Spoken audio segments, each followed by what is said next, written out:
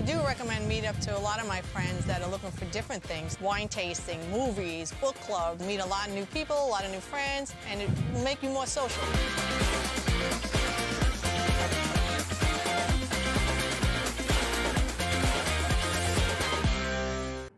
Introducing WorldQuant, the partner of the Champions Chess Tour and Chess.com.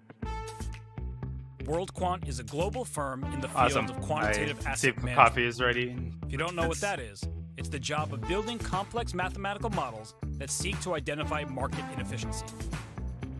For 2023, World Quant Brain is bringing together its International Quant Championship and the award-winning Champions Chess Tour to hunt down the next generation of quant finance specialists. It sounds very exciting. You put your skills in practice in a case competition where you get a real challenge. And I signed up.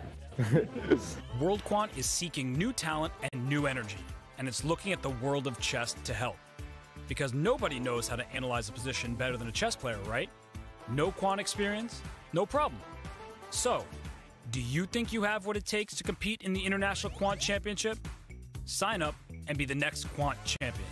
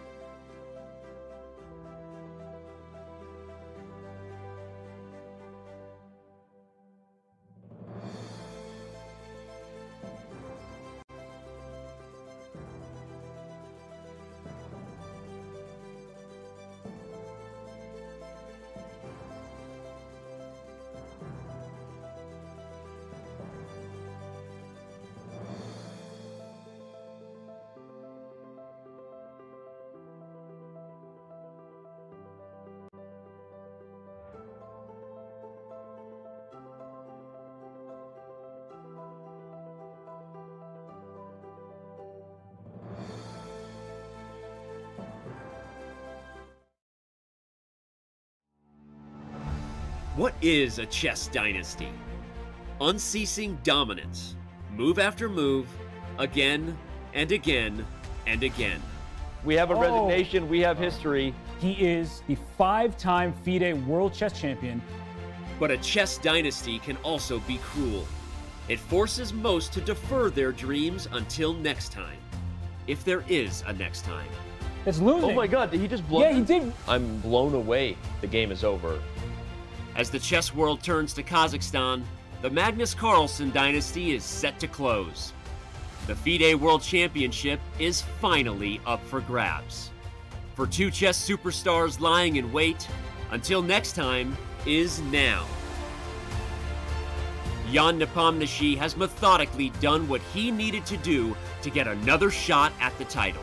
I like this queen f4 move. It's a Jan move. And he likes to do it fast. He smells blood. Watch this. I know this. There I know my man. I know my man. The pressure to seize the moment this time rests heavily upon him. Ding Liren knows firsthand what the end of this dynasty means. An unexpected chance to make history. Can China's best turn his good fortune into eternal fame? This is a different Ding than the one who was wearing his hoodie, cuddled on that chair, deep in thought. He knows that this is in the bag now. The legacy of this championship spans across centuries. It reads from the names of chess giants. For the first time in a decade, a new name will raise the trophy and be etched into chess history. It's the 2023 FIDE World Championship. Whose name will next be called champion?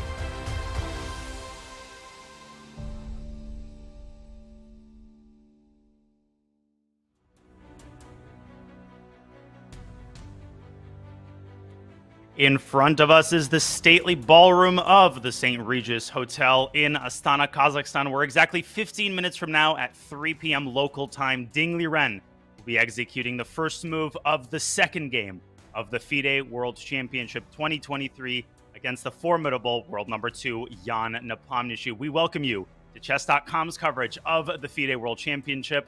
I am your host, Grandmaster Daniel Nereditzky, and alongside me today, once again, it is a great honor to welcome world number 6, Super GM Anish Giri. Anish, good morning to you. I'm feeling some deja vu. We've been here before, haven't we?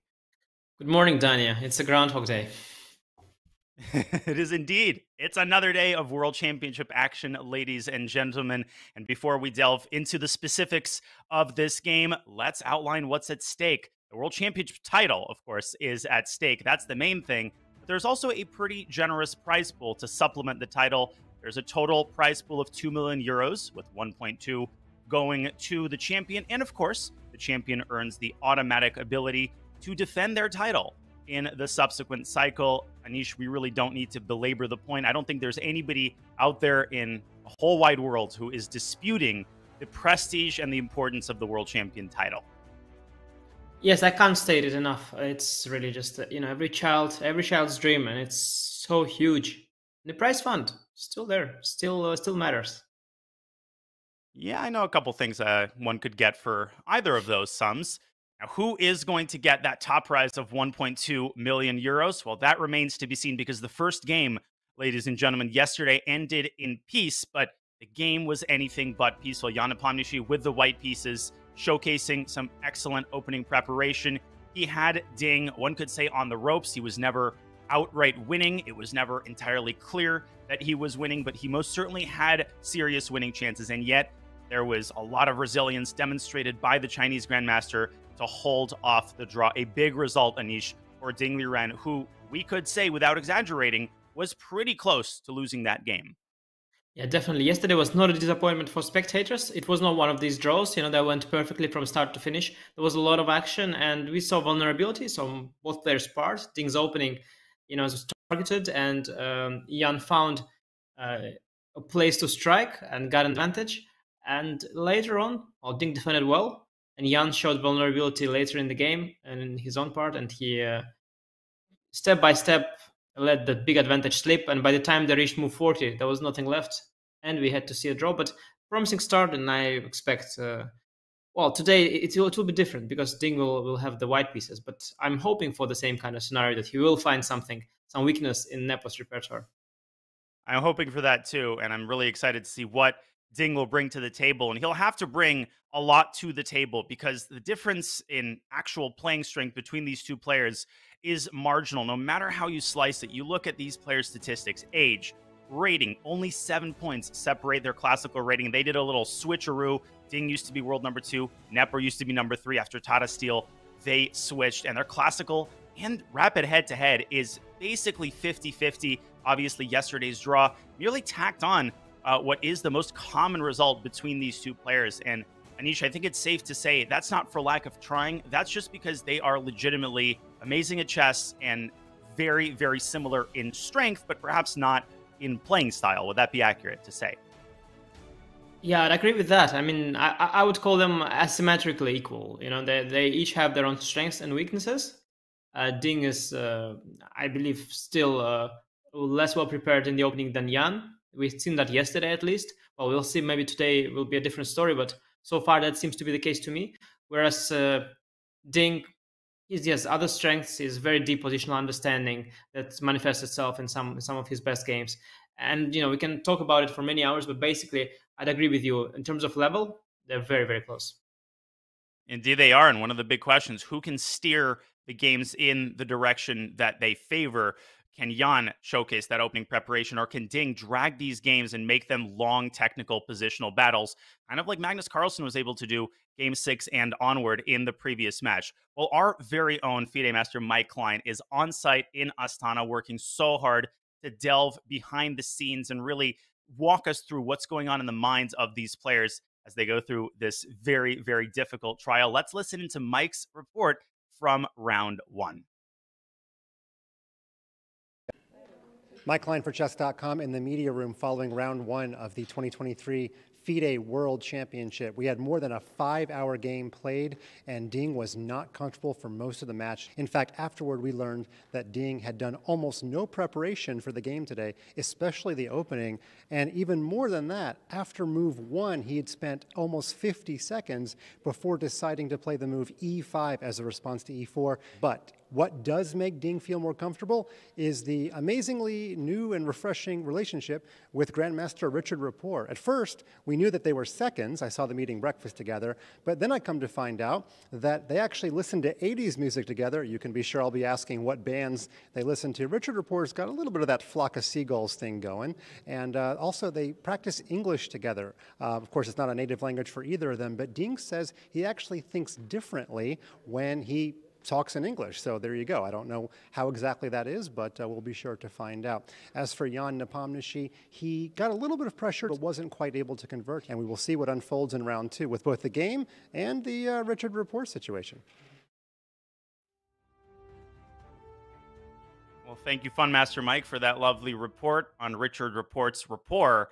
I got that perfectly. I was practicing that in the rehearsal. You did practice I got that right. Yes, I got it right. Well, that rapport with Ding Liren is, of course, so important because you need all the support that you can get in this grueling event, don't you? Yeah, and it's a big story so far. Yesterday's press conference by Ding and the newfound friendship between Ding and Rapport really, well, making the headlines. And it's indeed a very interesting phenomenon. And the things that Ding said, fascinating topic in general, you know, how the language impacts your way of thinking. And it's certainly true, and that can be specifically applied within chess because, you know, when you think of knights, you think of bishops. It's one thing when you see an elephant on f1 instead of a bishop. Suddenly you might think, okay, if it's an elephant, it should go all the way to b5 and not to c4. You know, you got different thoughts. And that aside, also the life in general, you know, some words, they have different meanings in different languages, and that really impacts, I believe, the way people are, and it's an interesting topic to delve in. But I'm not the one qualified. What I'm qualified is to talk about chess. So let's hope that begins soon. It will indeed begin soon. We're about 8 minutes away from the start of the game.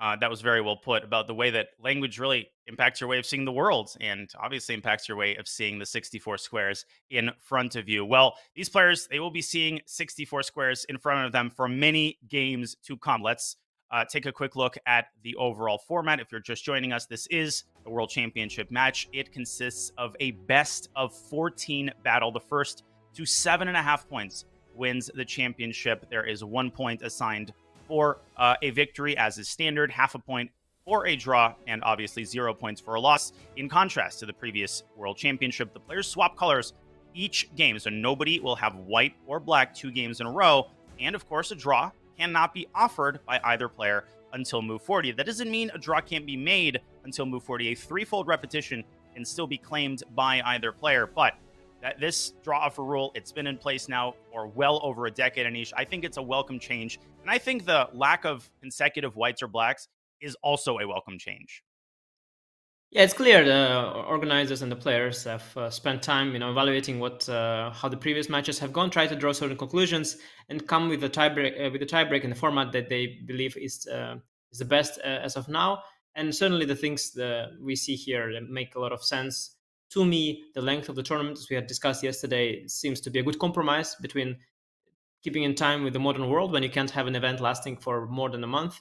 At the same time, you don't want it to be decided too quickly, meaning you want to give players some room to take risks.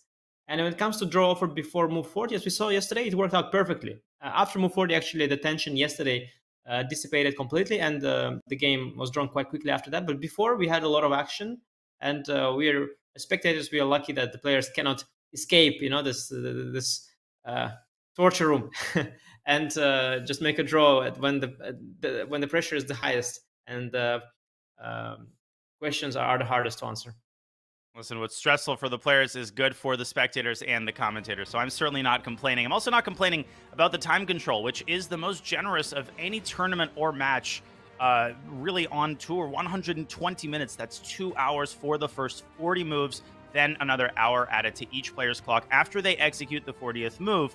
Then, after move 60, 20 moves later, another 15 minutes is added, and don't ignore that last bullet point because it could be important. A 30-second increment is only instituted after move 60. This is to avoid the craziest of time scrambles. So there is no increment until move 60. Flagging is very much possible, and we did see Ding Liren experience a good deal of time pressure yesterday, but ultimately it did not truly impact the course of the game. Well, what is going to impact the course of Game 2, folks? That remains to be seen. You can see the board there in that beautiful playing hall in front of you. I think the time has arrived, Anish, for our favorite part of the day, opening predictions. This is Ding's first game with the white pieces. I predicted 1c4 on my stream yesterday. What's your call? Well, I tweeted that as well. I didn't. Unfortunately, I'm not able to follow all the streams, and I apologize. I didn't know your stream. How dare you? Yeah, I mean, I couldn't imagine you still have the energy left after my stream. I was, I needed some, after our stream joined with you, I mean, I needed some fresh air and a lot of rest. But yeah, you're experienced streamer. You're back at it, I hear. But I predicted C4 on Twitter as well. Ding has done it in many important games recently. I also peeked, and my longtime coach, trainer, and one of the biggest chess experts in the world, Erwin Lamy, he has predicted, he had a more subtle prediction. He said the bishop will appear on G2, but how that will happen, that he doesn't know. And indeed, it could happen via the Catalan or via 1c4. I allow still a couple other possibilities. One other possibility is Ding could play a Nimzo. He's played it in an important game against Rajabov at the Candidates, the game that he actually lost. But he wanted 20 to win 20-something moves. Yeah, but so probably he'll not do that actually. Some bad memories there. And he could play 1e4, the logic being that Jan pretty much only plays the Petrov lately, which is a target potentially. And Richard Rapport is also an expert on the Petrov. So besides that 80s music, they could be talking some Petrov. There is a chance for 1e4 as well. Basically, anything can happen. Yeah, in between generous helpings of name an 80s band, of course, I can't come up with a single one when the moment arrives. I'm more of a 2000s and 70s kind of person. I need to stay away from that topic because I'm just going to embarrass myself. There you can see the players arriving. Jan Nepomniachtchi doing his classic swiveling. There are 2 minutes or so until the start of the game. The players writing down the information on the score sheets. This is a official chess game. They do the exact same thing before this game that they would do before any tournament game. 1c4, it's a versatile move. It's a move that has been incredibly fashionable now for well over a decade. The fashions within this move have obviously changed. And if Ding does indeed play c4, Anish, a big question would be, how is Jan going to respond? Is he going to play principled with 1e5, essentially the reverse Sicilian, or is he going to stick to the same opening scheme that he chose against 1d4? Yeah, I believe there was an evolution in Jan's repertoire. He used to play knight f6, and then eventually he moved on to e5, e6 being another common move. I would expect that if c4 would happen, Jan would follow it up with e5. He has beaten Ding with 1c4, e5 in the first game of the Candidates tournament, the last one, the one that Jan finished first and where Ding finished second. Again, I don't know how much importance Ding puts to these memories that he had. And he also had good memories, in the English as well. And I think he kept playing 1c4 in the Candidates even after losing to Jan. So I don't think that impacts him very much. The question is, has he found some ideas against c4, e5? Or perhaps he has some attempts in the Nimzo or in the Petrov or in some Catalan. Hard to speculate. But if we have to put a percentage, the one with the highest percentage, yeah, there must be 1c4. And then I would have to say 1e5 being the like list. And in many ways, as you can see, Jan kind of approving applauding. Thanks, there Jan. we go. And now it's Ding's turn to approve, and we always have a different dignitary making the ceremonial first move, which is not the official first move of the game. It is then retracted by the player who can make the same move or a different move. This is just a tradition to include, the dignitaries and the various individuals who make this match possible. And And a little posing for a photo. I think that's c4, Anish, but it's impossible to say. I think it's d4. I was trying to zoom in there. I think it's d4, and I believe Ding is such an honest man. He probably will actually play d4, and no deception there. Well, we're about to find out. The first move of Game 2, ladies and gentlemen, of the FIDE World Championship 2023 has been played. And it is indeed 1 d4, to which Jan responds by developing his knight. All right, next question. What is Jan going to play on move 2? It must be e6. Must be e6. He's He did play the Grunfeld in the Grunfeld. past. In the past, exactly. But in the World Championship match and in the candidates, he's stuck to e6. Great call. And Ding, no Nimzo for us today. He develops the knight to f3. It's got to be the And Castellan. Yeah. And indeed, whoa! What? He mouse slipped. The G pawn is the one. It's the other one. It's not that one. It happens, you know. h3? The board is No, long. he's and played he just- h3. It happens. I mean, he tried to play g3. The hand slipped to the right, and this is crazy. This is crazy. Wow. h2, h3 has just been played on move 4 of this Queen's Gambit declined position. Not g3, folks. That's the Catalan. h3.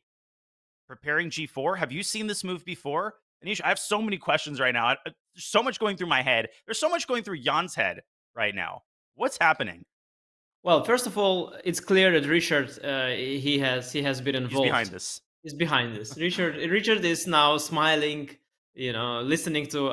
Unfortunately, I'm also not really aware of the. He's like 80s. I don't know where. Probably Abba is somewhere there, but maybe I don't know. Maybe it's it was before. You probably know better. But yeah, the h3. It's clearly the cooking of rapport. That's a crazy move. What I can tell you, I know is kind of common, is after knight c3, bishop e7, the Queen's Gambit declined. Here, I believe h3 is a thing, maybe directly. I think directly. Mm-hmm. Or yeah, I think it's directly. And after castle, Is the idea to prepare g4? No, I think it's something else. I'm not even sure. It's a bit embarrassing. I'm supposed to know what is the idea.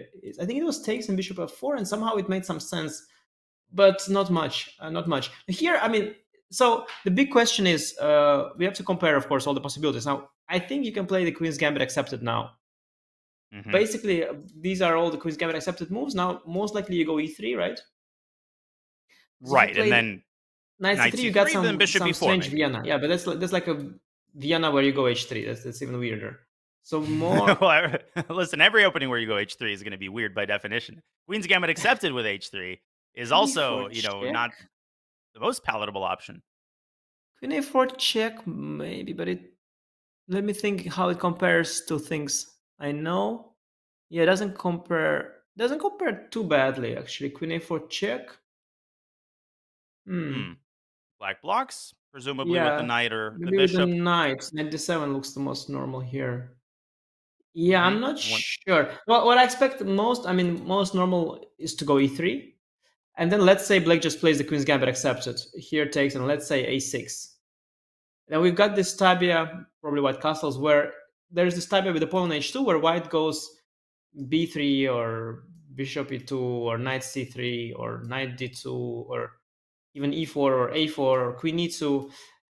I don't think they go h3 very often, but they kind of can. I don't think they do so very often. The point is, of course, that Jan doesn't really play the Queen's Gambit accepted, so he just wants to take him out of book. Of course, there's no advantage here for white. No major advantage. That cannot be the case. But it's a way to take him out of book. Now, let's see how can Jan transpose to what he plays. Now, after knight c3, Jan plays two openings. He plays the Tarrasch with c5, cd5, cd4. This fashionable line. Yes, and before that he used to play the Ragozin, so he knows both of them pretty well. And that's kind of pretty much all he knows about this position, I believe. Now here you could definitely play the Tarrasch, but not the CD one, because now the knight's not attacked. You'd have to go ED, which is not the Tarrasch that he plays with isolated pawn. I don't think he would go for this. H3, of course, is a kind of a waste of time, but the isolated pawn is still present. I'm not sure he'll like that. Now the Ragozin is not really possible, because I'm not going to play the knight here. I'm going to play bishop to d2, I suspect.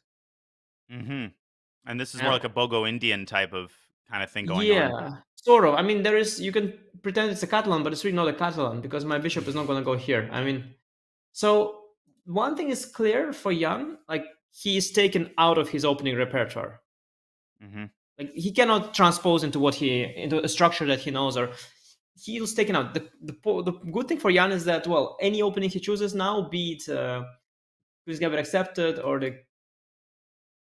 the QGD or even the Tarash or even the Semislav, any opening will be okay because he gets a good version.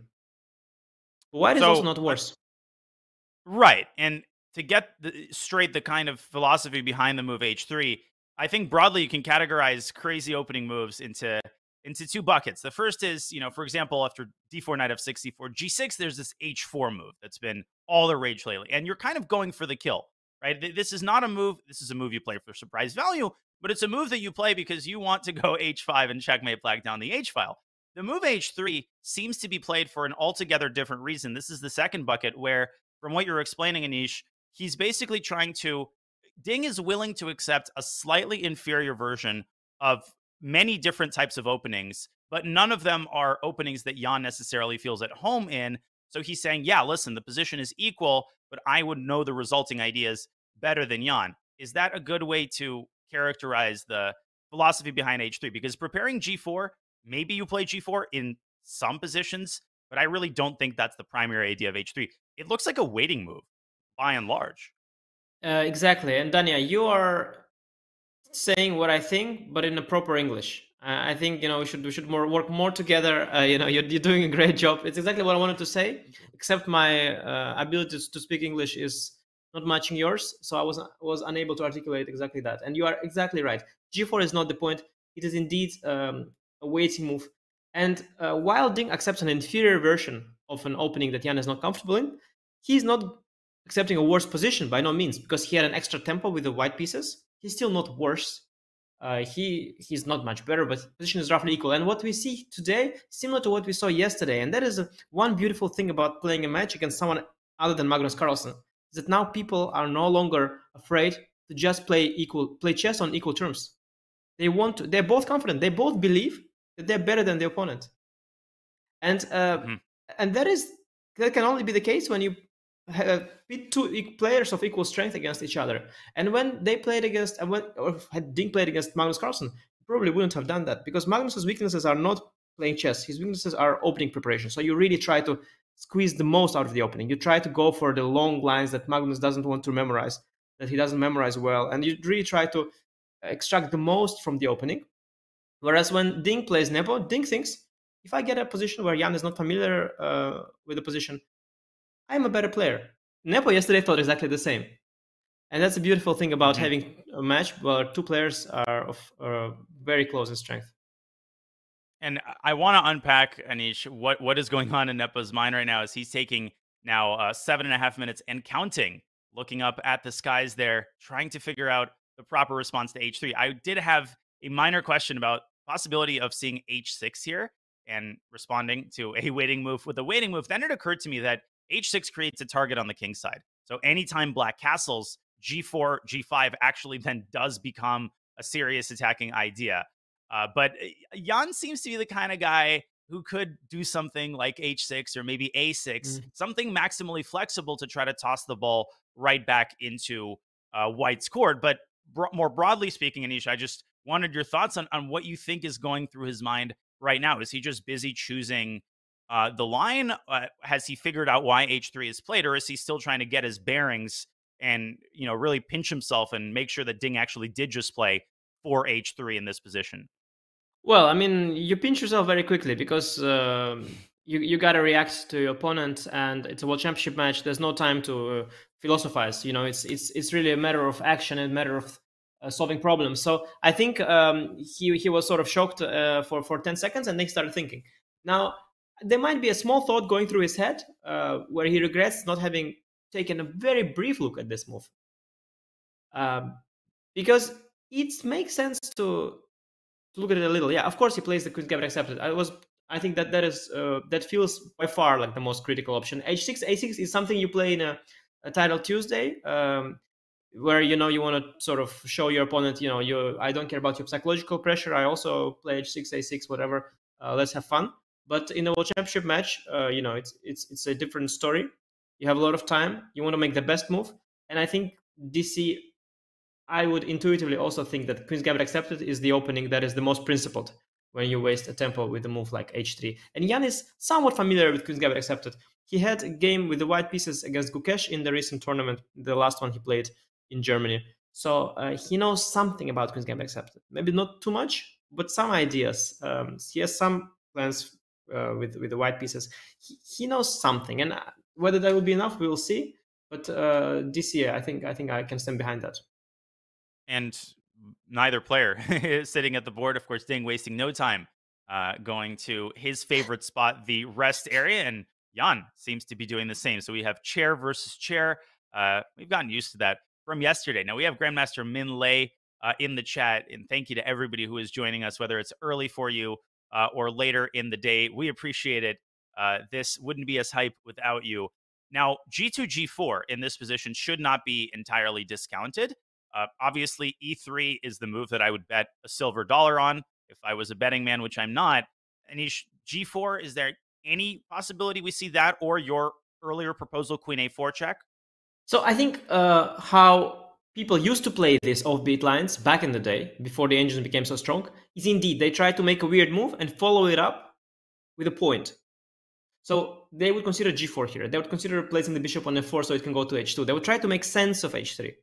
But how people play these weird moves now is they make a weird move and then they follow it up with the first engine line, which I suspect is the move E3.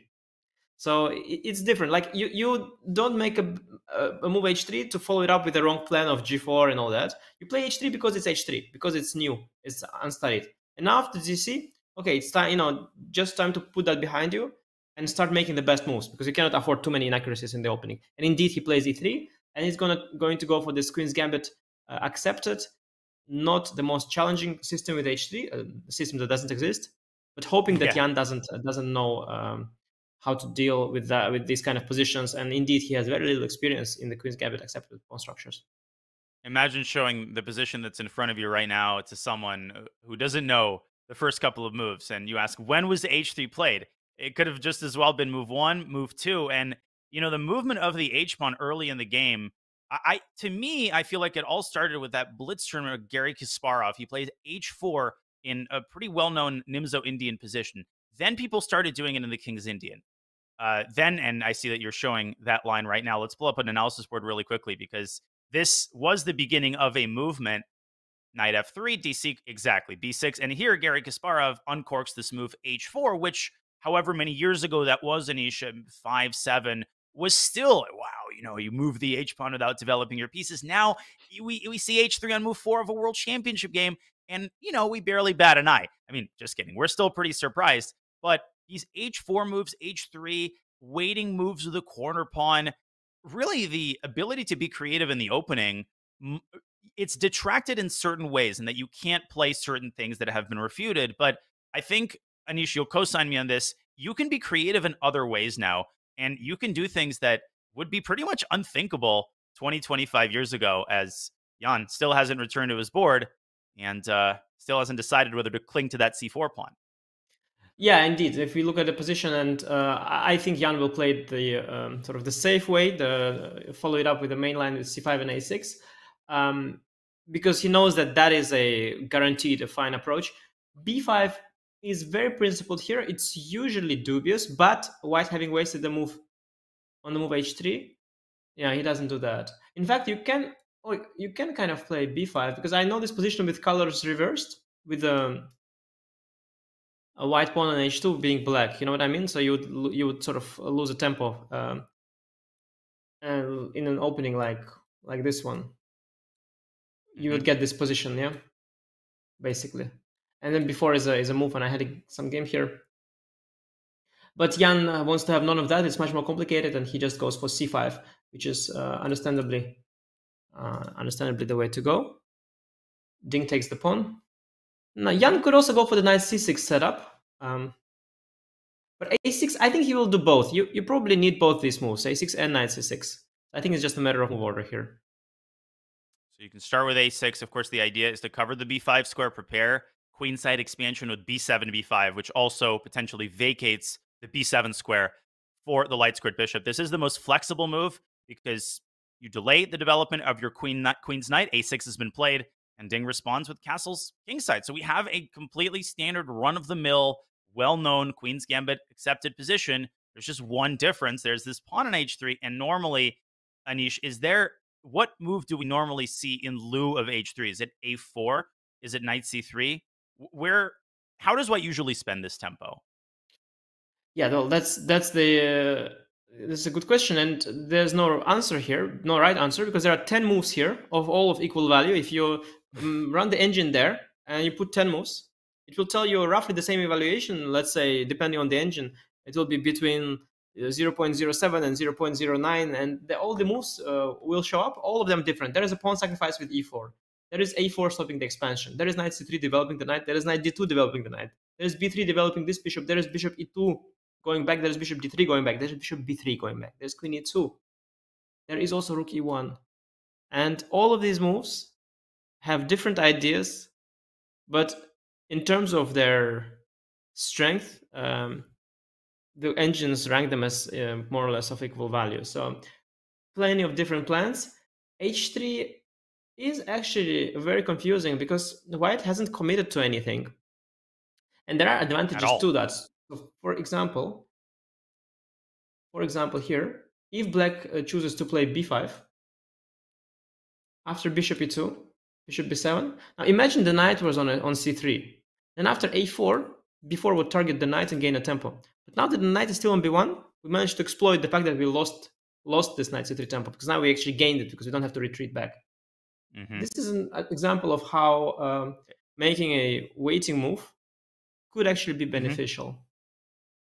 And if I may just to add to your point, if we go back to that position after b4, the point that you're trying to make is that the knight can directly head to the c4 square. This is one of the typical ideas of the Queen's Gambit accepted. The knight heads to d2 and then to c4. And once you reach c4, white can start to surround some of these weak squares. When you push a bunch of your pawns like this, you leave a lot of squares behind. You can think about the b6 square.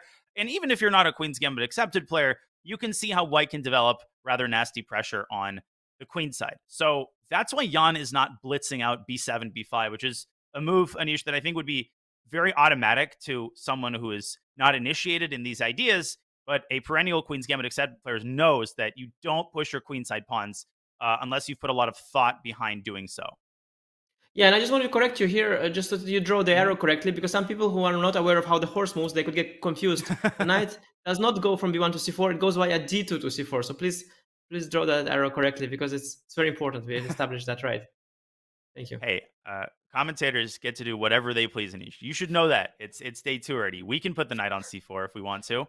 It's people like Jan, Nepomniachtchi, and Ding who have to play by the rules. But let's go back to the live board. Castles kingside is the last move on the board. Jan has spent 15 minutes. So b7, b5 is one option. Knight c6 is another option. I would imagine that bishop e7 and the development of his kingside would be a third way to play here. Well, I think, frankly, knight c6 will come for sure. So b5 we established is sort of not good because of this a4 idea later. Bishop e7, the problem with bishop e7, I can take on c5. Then you'll have to recapture that pawn, and you had lost the tempo moving this bishop. And the only other move than knight c6 that kind of makes sense, logically speaking, is knight d7. But this move is very committal because very often you prefer knight on c6. So I think here, frankly, Jan will take his time. Okay, you could also start with cd, but no, I think knight c6 is much more flexible. I think he'll go for knight c6. I don't see any issue with that. And in response to knight c3, would it be fair to say that b5 then would eliminate the efficient transfer of the white knight to c4 in that line that we looked at? So that would be one benefit of waiting for this move, as you had described earlier. Yeah, absolutely. Now b5 definitely has much more arguments going for it. Although, of course, the play becomes very different. I mean, I imagine you place the bishop on d3 here, and after bishop b7, you can do something like, you don't have to, something like a4, b4, and knight to e4. So the play becomes completely different. But already it feels more justified having played b5 when the knight was on c3, because after b4, you at least forced the white knight to make another move and waste some further time instead of developing this bishop here. So definitely sensible. Also after knight c3 here, bishop e7 is an option. Also cd is an option here. The thing about h3 is that it's not such a useless move in many of these positions. For example, in a position like that, for example, even if everything gets traded on d5, sometimes h3 is a useful move because position gets opened up. You prevent bishop g4. Also, you create a space for the king. I mean, for future, yeah. So it's not an awfully dumb move. Also, sometimes maybe you can play bishop f4, and you've got some room for the bishop.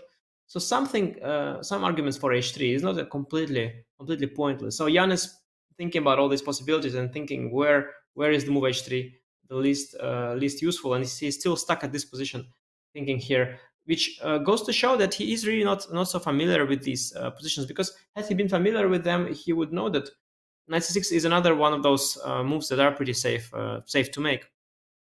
Mm-hmm.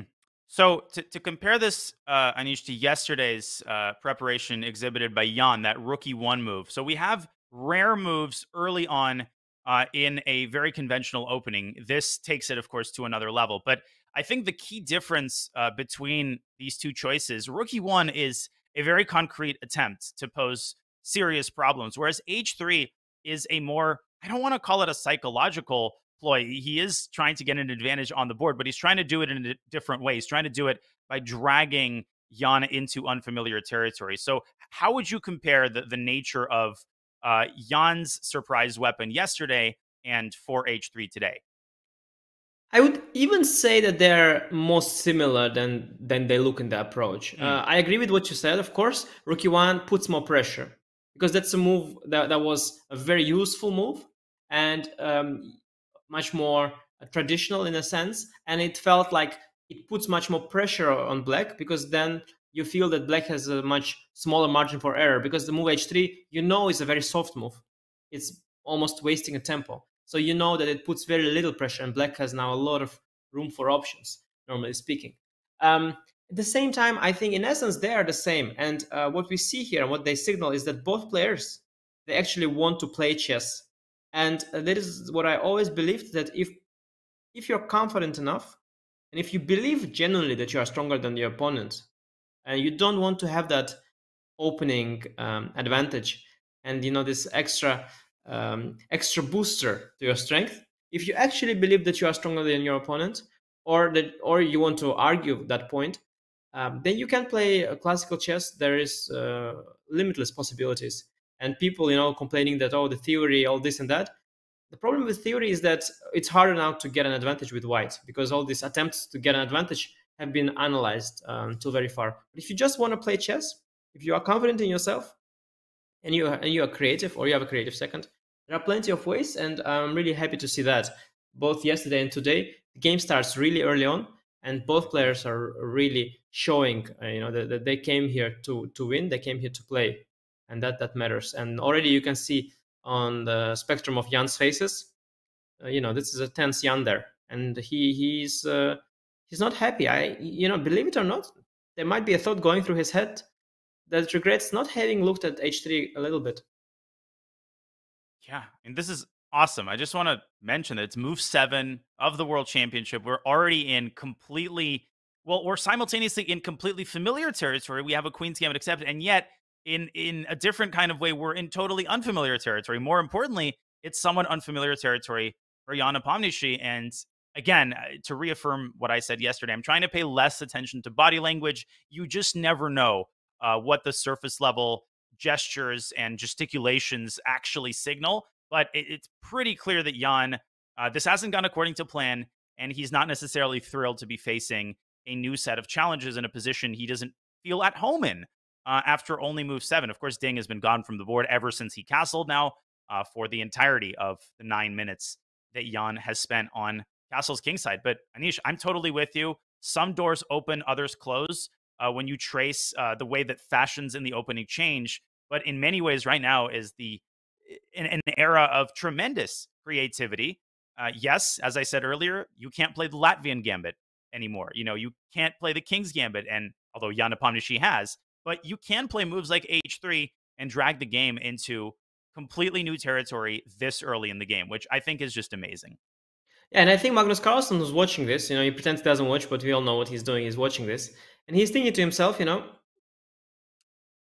was I right, or what did I just have the wrong approach? Because I'm sure he would have loved to be there in Ding's position now, looking at Jan, thinking, having this position where he can be creative and show his real chess strength. So I do think that this kind of approach, it opens another chapter to classical chess in general, and it shows us that you can still be extremely creative early on, and you even see the bar.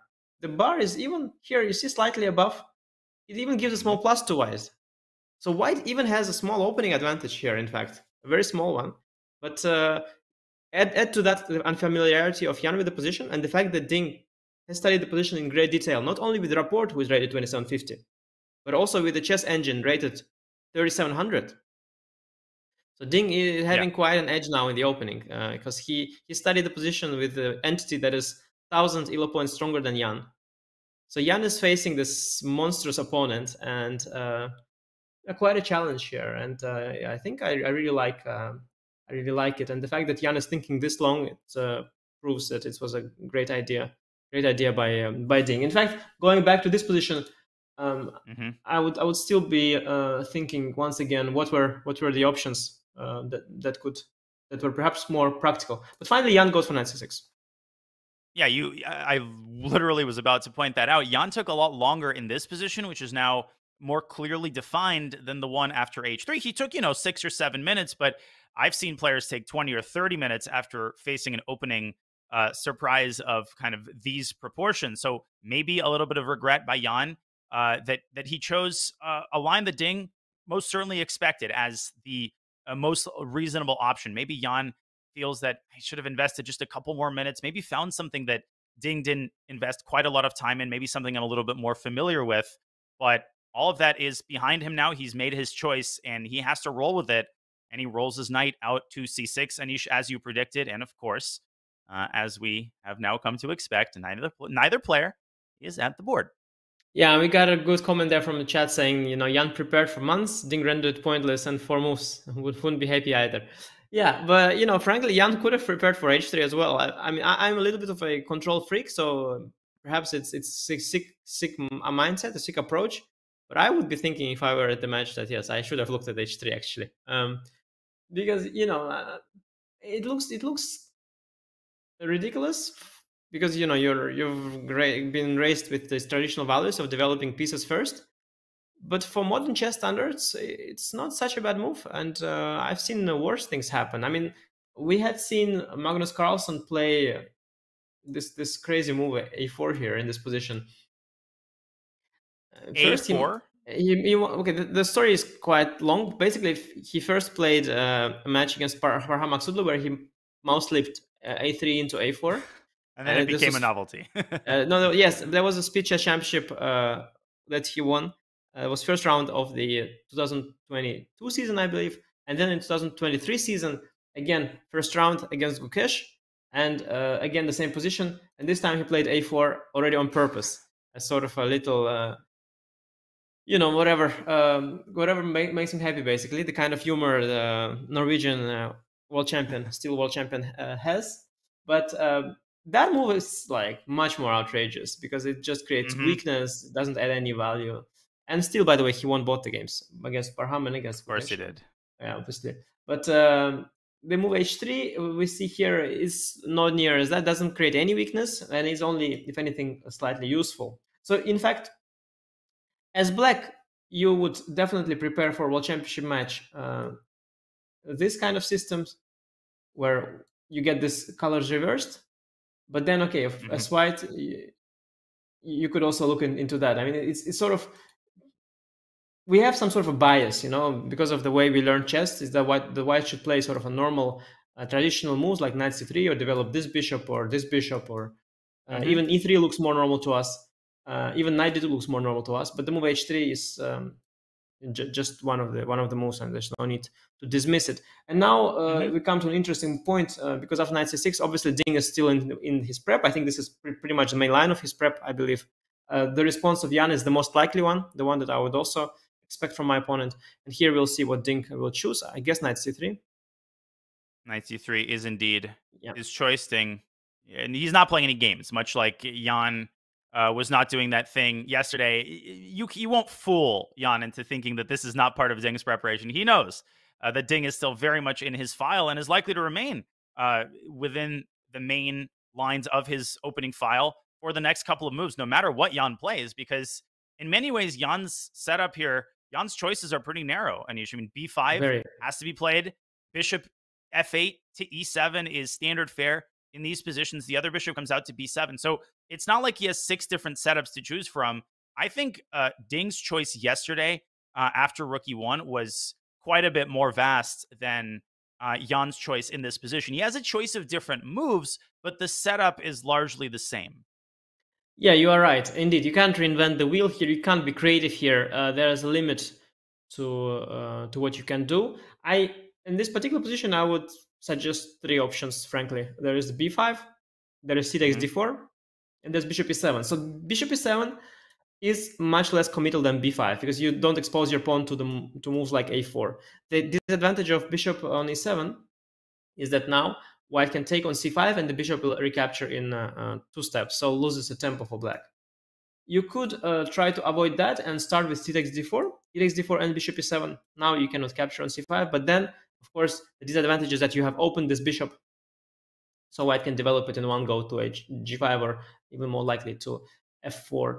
And finally, indeed, the third option we discussed, the most natural is b5, but then, as I mentioned, pawn gets exposed to a potential a4, which is also not so simple. So 3 options here. I think all other moves are just weird. I'm not sure they make sense. I mean, I don't know. You could make a case for h6 once in a similar position. I think Jeffrey Zhang played h6 against me, but it was not a good move. Even there, you could. Yeah, I don't think that will happen. So I think Jan will choose from one of the 3 options, and I guess the most solid is bishop e7, but the most principled is b5. Most principled is b5, and he goes for b5. And Jan, he's demonstrated a desire to act principally. That's what he signaled with d takes c4. I just wanted to add one more very quick comment on the topic of these types of waiting moves. The concept of a move like a3 or h3 in a main line position is not new. And I don't want to make these moves on the board, but if you think about the four knights position in 1e4 openings, the move a3, even the move h3, has been around for a while in the 4 knights English, where white plays c4, black responds e5, you develop your 4 knights. Again, a3 is totally standard fare. Now there you could argue that the move has a more concrete point, but in general, we're not totally unused to this notion of passing the torch back to your opponent and forcing them to put their cards on the table. It's just this occurring on move 4 of a position where we're so used to seeing the Catalan or knight c3 played so automatically. That's what creates that cognitive dissonance, as Ding immediately drops his bishop back to d3. Anish, I think, first of all, for newer players particularly, we should show why taking 3 times on d4 leads to leads to rather tragic conclusions. I'll let you. Yeah, this is a thematic trap that you should really be aware of. A very nice one, and something that occurs a lot in all sorts of openings, and that is this discovered attack, discovered check on the queen. White sacrifices the bishop to regain the queen. That's a typical idea. So very often, something you can do in many openings where you leave this pawn on d4 hanging, only to have bishop takes b5, or sometimes bishop takes h7 check if the king is on g8. So at this point, this is so automatic that it doesn't even occur to Jan that the pawn is hanging. I mean, for a player of Jan's stature. An interesting thing I want to mention is that the position with the pawn on a3 has been played by Ding and by Jan, actually. They've played this setup with a3 bishop d3 against me. Jan played against me with white in the World Rapid, and Ding played a3 bishop d3 against Hikaru in the Canadies, that famous last game that he won in the Canadies to qualify to this match. But the fact that the pawn is now on a2 and this pawn is on h3 makes the position completely different. So it's just a fun fact that has a little added value. And the fact that Jan knows how to respond against a3 positions doesn't mean that he knows how to respond against h3. I think bishop b7 here is the move that Yeah, he plays that. Wow. So Great natural. call. Bishop b7 is on the board, and I just want to reinforce, great point that you made. Why is Black delaying the development of his king's bishop? Because after bishop to e7, White can take on c5, and the basic notions, the bishop has to move again. You want to be able to recapture on c5 in one fell swoop. Obviously, at some point, you run out of useful moves, and you might have to bite the bullet and bring the bishop out. But while there still are other developing moves to be made, why not make them in the hopes that White will take on c5 and allow you to spare a tempo? Now, the ball right back in Ding's court. I don't think it's going to stay in his court for long. a3, I would imagine, Anish, is possible here. But looks like he's about to move. Exactly what you want to do is exploit the fact that you haven't played a3 and go a4 in one go, and that is what he does. What he does, yeah. You already wasted one move with h3. You don't want to waste one more with a3. And actually, now it's very interesting because there is quite some pressure on Jan, and I'm no longer sure whether what he has is a good version of something, because we land in a position that is not something I can compare it. There's not something I can compare it with. Maybe Ding has found a way to justify the move h3 somehow. And let's see how Jan responds. Just after b4, which is automatic. I mean, ba is not b4 is automatic. 94. Yeah, here there's lots of options and many questions to answer. I think this move knight a5 somehow is typical in these kind of positions. It feels natural to me for some reason. But I don't know what else. Here, yeah. If you played here, there's knight takes c5. Or are you talking more generally? This and then this kind of things, this stuff happens, and it's not so bad because your bishop is very passive. I control this square. This pawn is very weak, so I'll probably collect it. And the knight here, it sometimes can head towards this weak b3 square, and the pawn is also blocked. The rook is kind of blocked here by both these pieces. So there is some. I've seen this kind of themes before, and I think knight a5 somehow came to my mind as the first move. 94 probably the most obvious. Again, White's issue is the c1 bishop, but these pawns are weak, and okay, I have some challenging ideas. And Black's main problem here is that they haven't castled yet, and the bishop is still on f8. So some developmental issues on the king side, always unpleasant because you want your king safe first, and here it's not yet the case. So some questions to answer here certainly. Looks like a really fun position, the one that we're in. I mean, 95 is also, of course, an idea, as is queen c2, putting pressure on c5. But if we go back to the live board, b4 is also not forced. I think some players would be attracted by the look of c4, building that sort of queenside pawn chain, and then maybe reinforcing the pawn on b5 with either queen b6 or b4. But I think the concept is the same. You know, the more Black advances his pawns on the queen side, the weaker those pawns become, the more exposed the squares on Black's side of the board become. So do you think c4 is in Jan's list of candidate moves, or is it basically b4 versus c takes d4? Yeah, when you mentioned c4, somehow it felt very dubious at first, but it is indeed very principled. You can start with c4 and then b4, definitely. You cannot reverse them, yeah, because after b4, the c4 square is no longer protected. So you could, I think you could start with c4. I don't see the refutation right away. What I should say is that somehow Jan has landed, he played all the most natural moves, but somehow he landed in a position which is very concrete, and where the fact that his opponent has this assistance of a 3700 player, the engine that he prepared with at home, plus the rapport, of course, with 2750, but mainly the engine. And the fact that he has never seen this position before, yeah, here it makes a big difference because the position is very concrete. And you can easily go wrong because now there is no longer the most natural move. There's no longer, and I don't even, there's no point of reference here because you cannot compare it with anything. I was thinking, just to demonstrate on my analysis board, I was thinking that what it reminds me of is English. The variation. Yeah, or it could arise from Tarish, this position. So here, after a3, h6, by the way, I think is kind of possible. a6, what I want to say is that it reminds me of this position the most. Bishop b2 is the main line. But it's not exactly that for two reasons, mainly. So one is that White the colors reversed, obviously, has this extra move h3. But another much more important is that white, in this case black, hasn't lost the tempo on a6. So this move a5 no is coming with a full tempo. So it is not exactly this. I mean, it's really not this. It's a significantly worse version for Jan, basically, than this. So, and I can't quite draw any other parallels. Maybe there are some similar lines in the Queen's Gambit accepted that I'm not aware of. But I think that Jan's facing basically some new problems and preparation. And the price for move is very high because maybe c4 is right, maybe b4 is right. And I don't know. So I think he's in a very tough spot. And I don't know how he ended up there after h3, but he suddenly ended up there.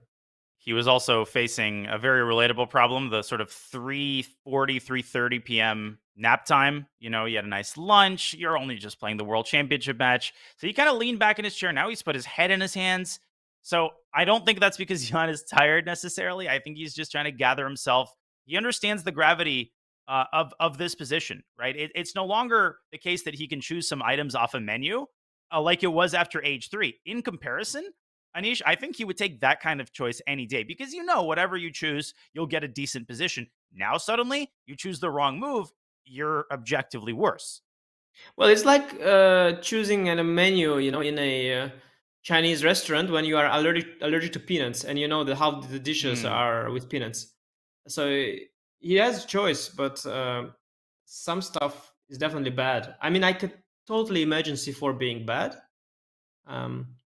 Because it's very committal and you advance both your pawns. I don't know where the bishop should go. I honestly don't know. I don't know, e2 maybe? Yeah, let me go. Okay, bar doesn't like it. I was trying to keep an eye on the c4 pawn. So maybe b1. I'm just trying to watch the bar. Bar doesn't like it. Oh wait, is it AB? It's AB, right? The bar? Yeah, bar says AB. We'll bring up an analysis board in just a second. But we had to milk that. We had to milk Jan Nepomniachtchi, leaning back in his chair, kind of closing his eyes there for a second. But now he's adopted his regular sitting position. So I think disaster has been averted. We can go back to the analysis. So, Anish, just to make sure we're on the same page, c4 is the move that we're examining. And there you're trying to figure out where to bring the bishop or whether to take on b5 first. Yeah, apparently it's taking on b5 first, but I could totally see this being too committal and exposing the pawns a lot because after AB, suspect we take with the bishop probably. Now I move the bishop probably to e2, keeping an eye on this pawn in case of b4. And then black hasn't developed the kingside just yet, and these pawns are under attack. I have got the strong pawn center, and it looks really, really dubious for black already.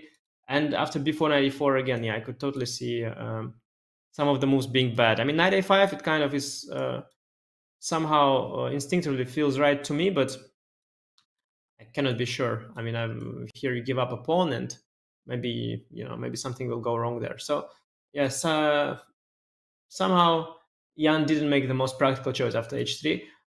In his defense, it was the most principled, the most natural. But of course, there were more solid options. I mean, bishop e7, nothing wrong with that. Certainly nothing wrong with bishop e7.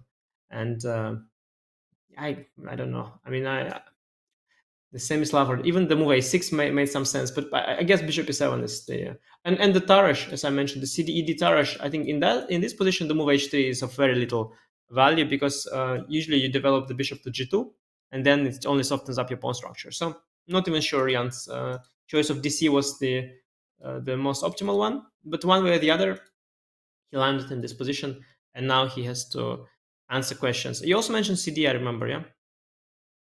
Yeah, that would be definitely something to consider. And when we say IQP, as a result of e takes d4, that stands for isolated queen pawn, which is a very typical, obviously there's an isolated pawn. That means a pawn that has no neighboring pawns to either side of it. No pawn on the c file, no pawn on the e file.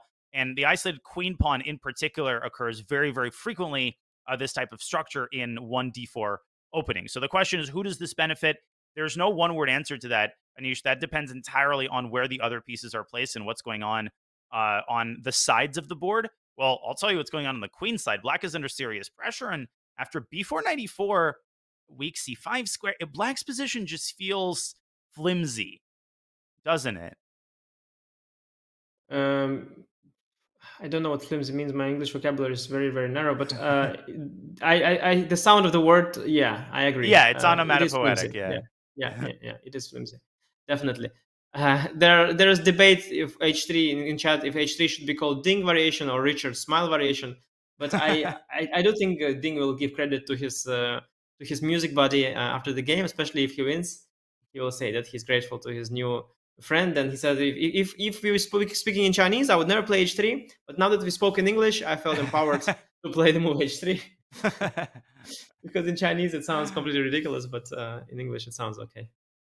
Yeah, they were listening to their 80s hits. They were practicing their vocabulary, and boom, H3 comes to mind. It reminds me of, the funny thing is when H3 was played, I did briefly buy into the idea that it might have been a quote-unquote board slip, and that's not without precedent. My old coach, Grandmaster Gregory Kaidanov, he told me a story of a game in an old Soviet championship he was playing against a fellow GM.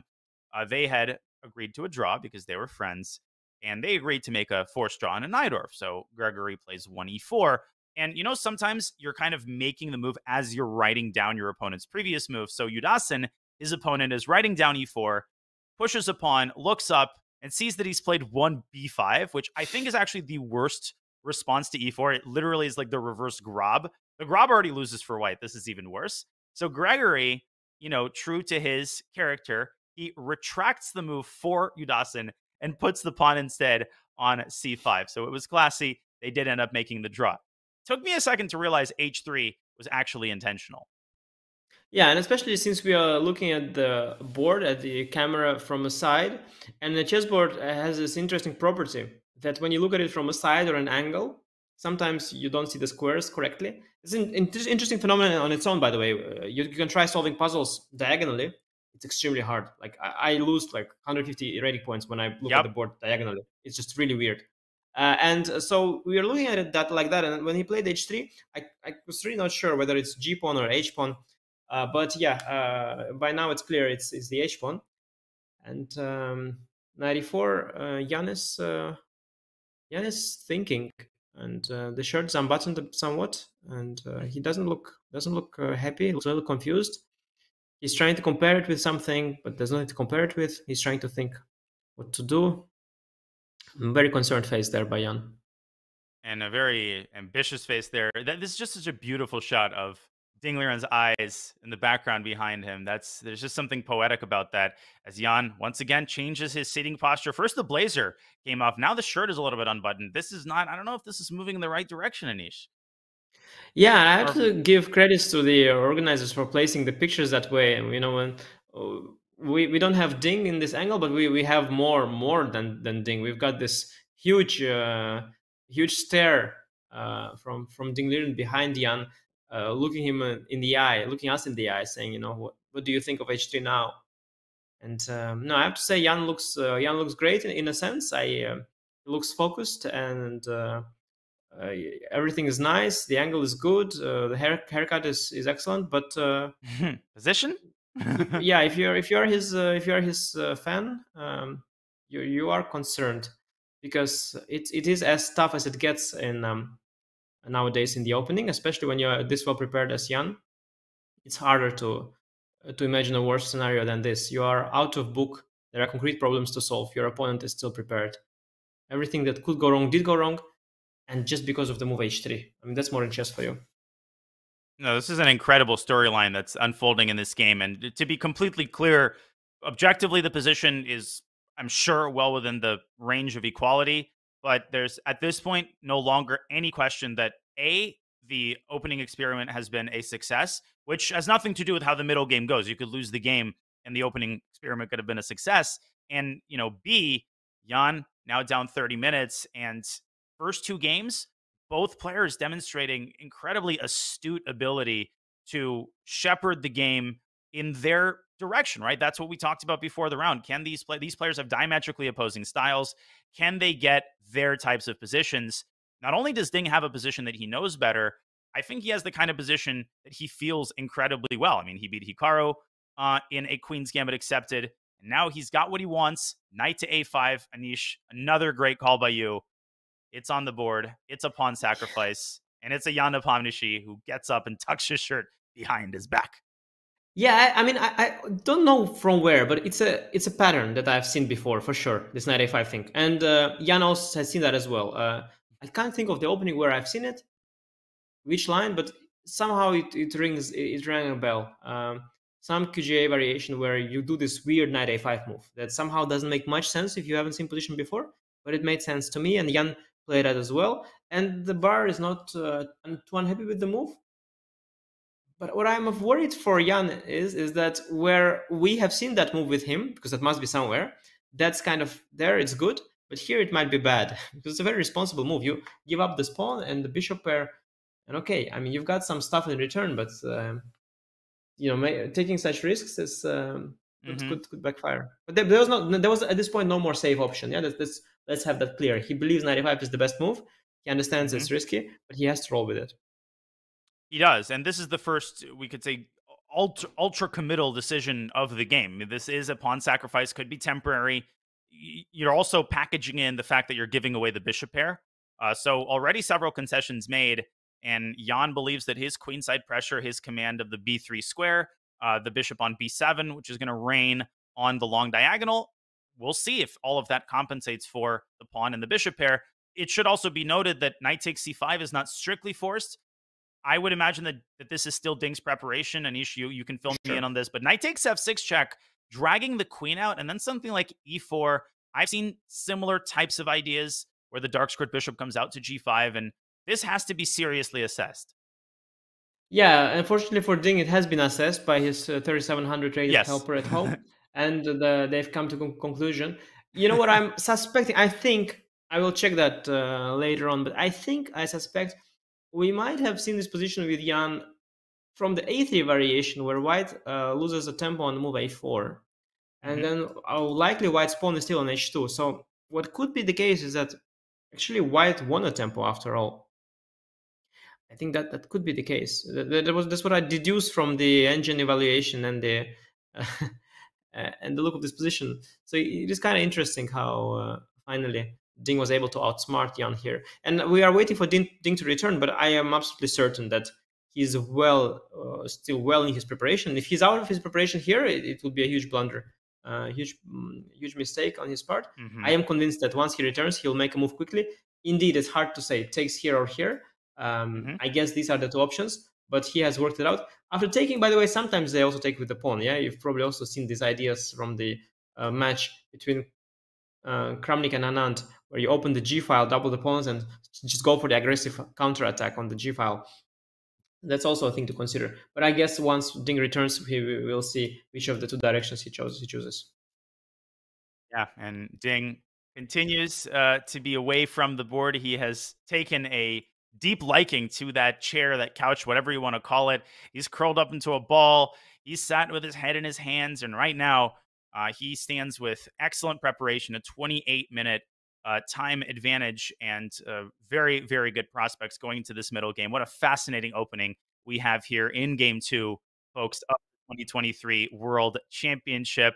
And that means it's time for us to take our first break as Ding ponders whether to take the knight or the pawn. We hope you're enjoying our coverage. You're watching Game 2 of the 2023 FIDE World Championship. Anish and I will be back with more Ding Nepo in just a couple of minutes.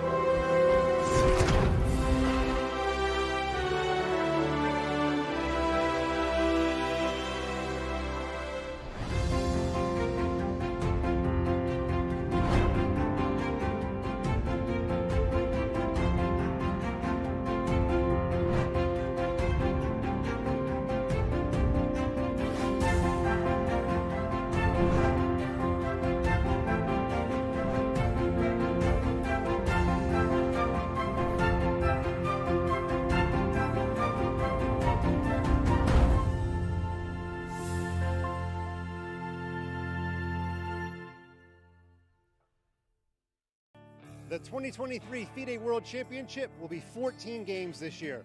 We're going to see a lot of traps, pins, forks, skewers, maybe even a trap door. But you know what? Let's put this cone here just in case Jan or Ding walk by.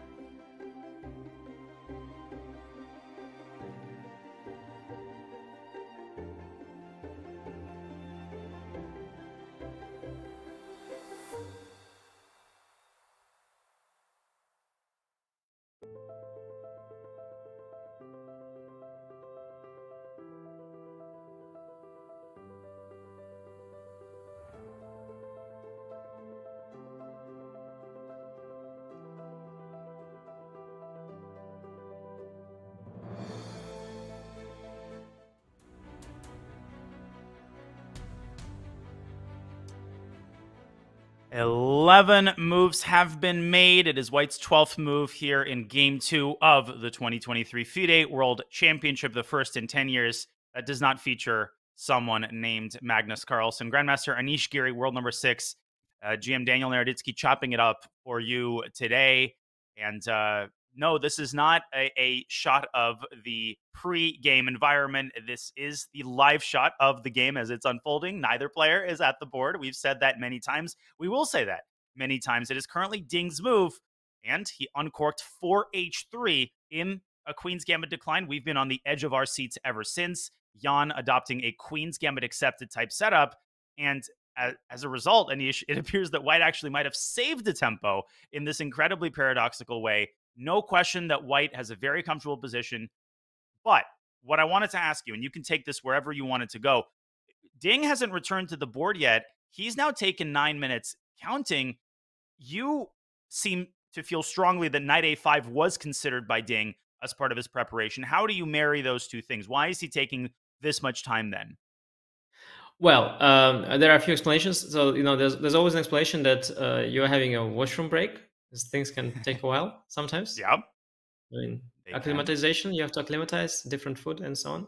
That is always possible. The other explanation could be that, so just to be clear, I've looked during the break at my notes just to clarify what has happened, and my suspicions have been proven correct. So first of all, after H3, going for the Queen's Gambit accepted setup is not the most principled direction indeed, as White is able to pose some questions. The other thing I said, this a4, knight a5 thing, it is indeed theoretical, and the line that is happening after this a3, a4 setup, where White still has a pawn on h2. So this is a theoretical position we have at the board that I was aware of, apparently, and so was Jan. It's very likely even part of his opening repertoire, because he could get it from this move order. He plays this variation, this scimitarage, And after e3, knight c6, a3, quite possibly he studied this position. And now after this, the main line goes like that. Position is very similar. Wow. Now white goes a4, losing a tempo, Wow. which is the first line of the engine. Before knight a4, knight a5 is the first line of the engine. And this is theory. And that's why I remembered it. And that's why Jan has played it. But in the position in the game, because instead of a3, Ding played h3, and then played a4 in one go, Ding actually managed to win a full tempo. Luckily for Jan, this h3 is not such a big deal, but it's still a tempo, and it matters. Now, I think another reason why Ding could be absent, and that could be because he surely looked at this. He must have looked at this. Knight a5, even here, is one of the top choices of the engine. But actually, there is a choice here. And I suspect he looked at both. I suspect black can equalize in both. And he's just choosing now in the rest area which of the two directions to take. And he has studied, prepared both of them. He thought at the time, I'll choose at the board, depending on how quickly Jan plays and all that, circumstances.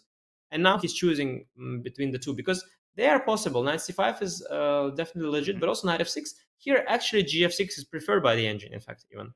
After queen f6, as you mentioned, e4. Kind of dangerous. Yeah, but gf6 is actually legitimate, and this position is assessed as around equal, but I can imagine that it's quite challenging for black if white knows what they're doing. And after knight c5, bishop c5, dc, black also has a couple of options here. For example, knight d7, when if black plays precisely, it's probably okay. And so I guess Ding might be taking his time. But of course, yeah, it would have been better to be sure. And now we don't know whether Ding is, he's actually thinking or he is just maybe snacking, or I don't know, whatever he's doing. So is it fair to say that Jan, what he was primarily doing was, in his mind, he was considering the line without h3, the one that you had mentioned, which arises out of the Semitarsh, and he was playing through the main line and trying to figure out whether the move h3 impacts the position in a very direct way. Like, is there anything that black does there which is impossible here? And an example of that would be, in some position, let's say black needs to play knight f6 to g4. That would be a big problem. If that wasn't the case, then of course h3 is a useful move for white. It's always good to make Luft. It's always good to control an extra square. But I really think that's what Jan was trying to determine. Like, does h3 physically parry an important move in the line that happens with the pawn still on h2? Do you think that's a fair categorization of what Jan was trying to rehearse in his mind? That is possible, and that is sort of the credit to Jan.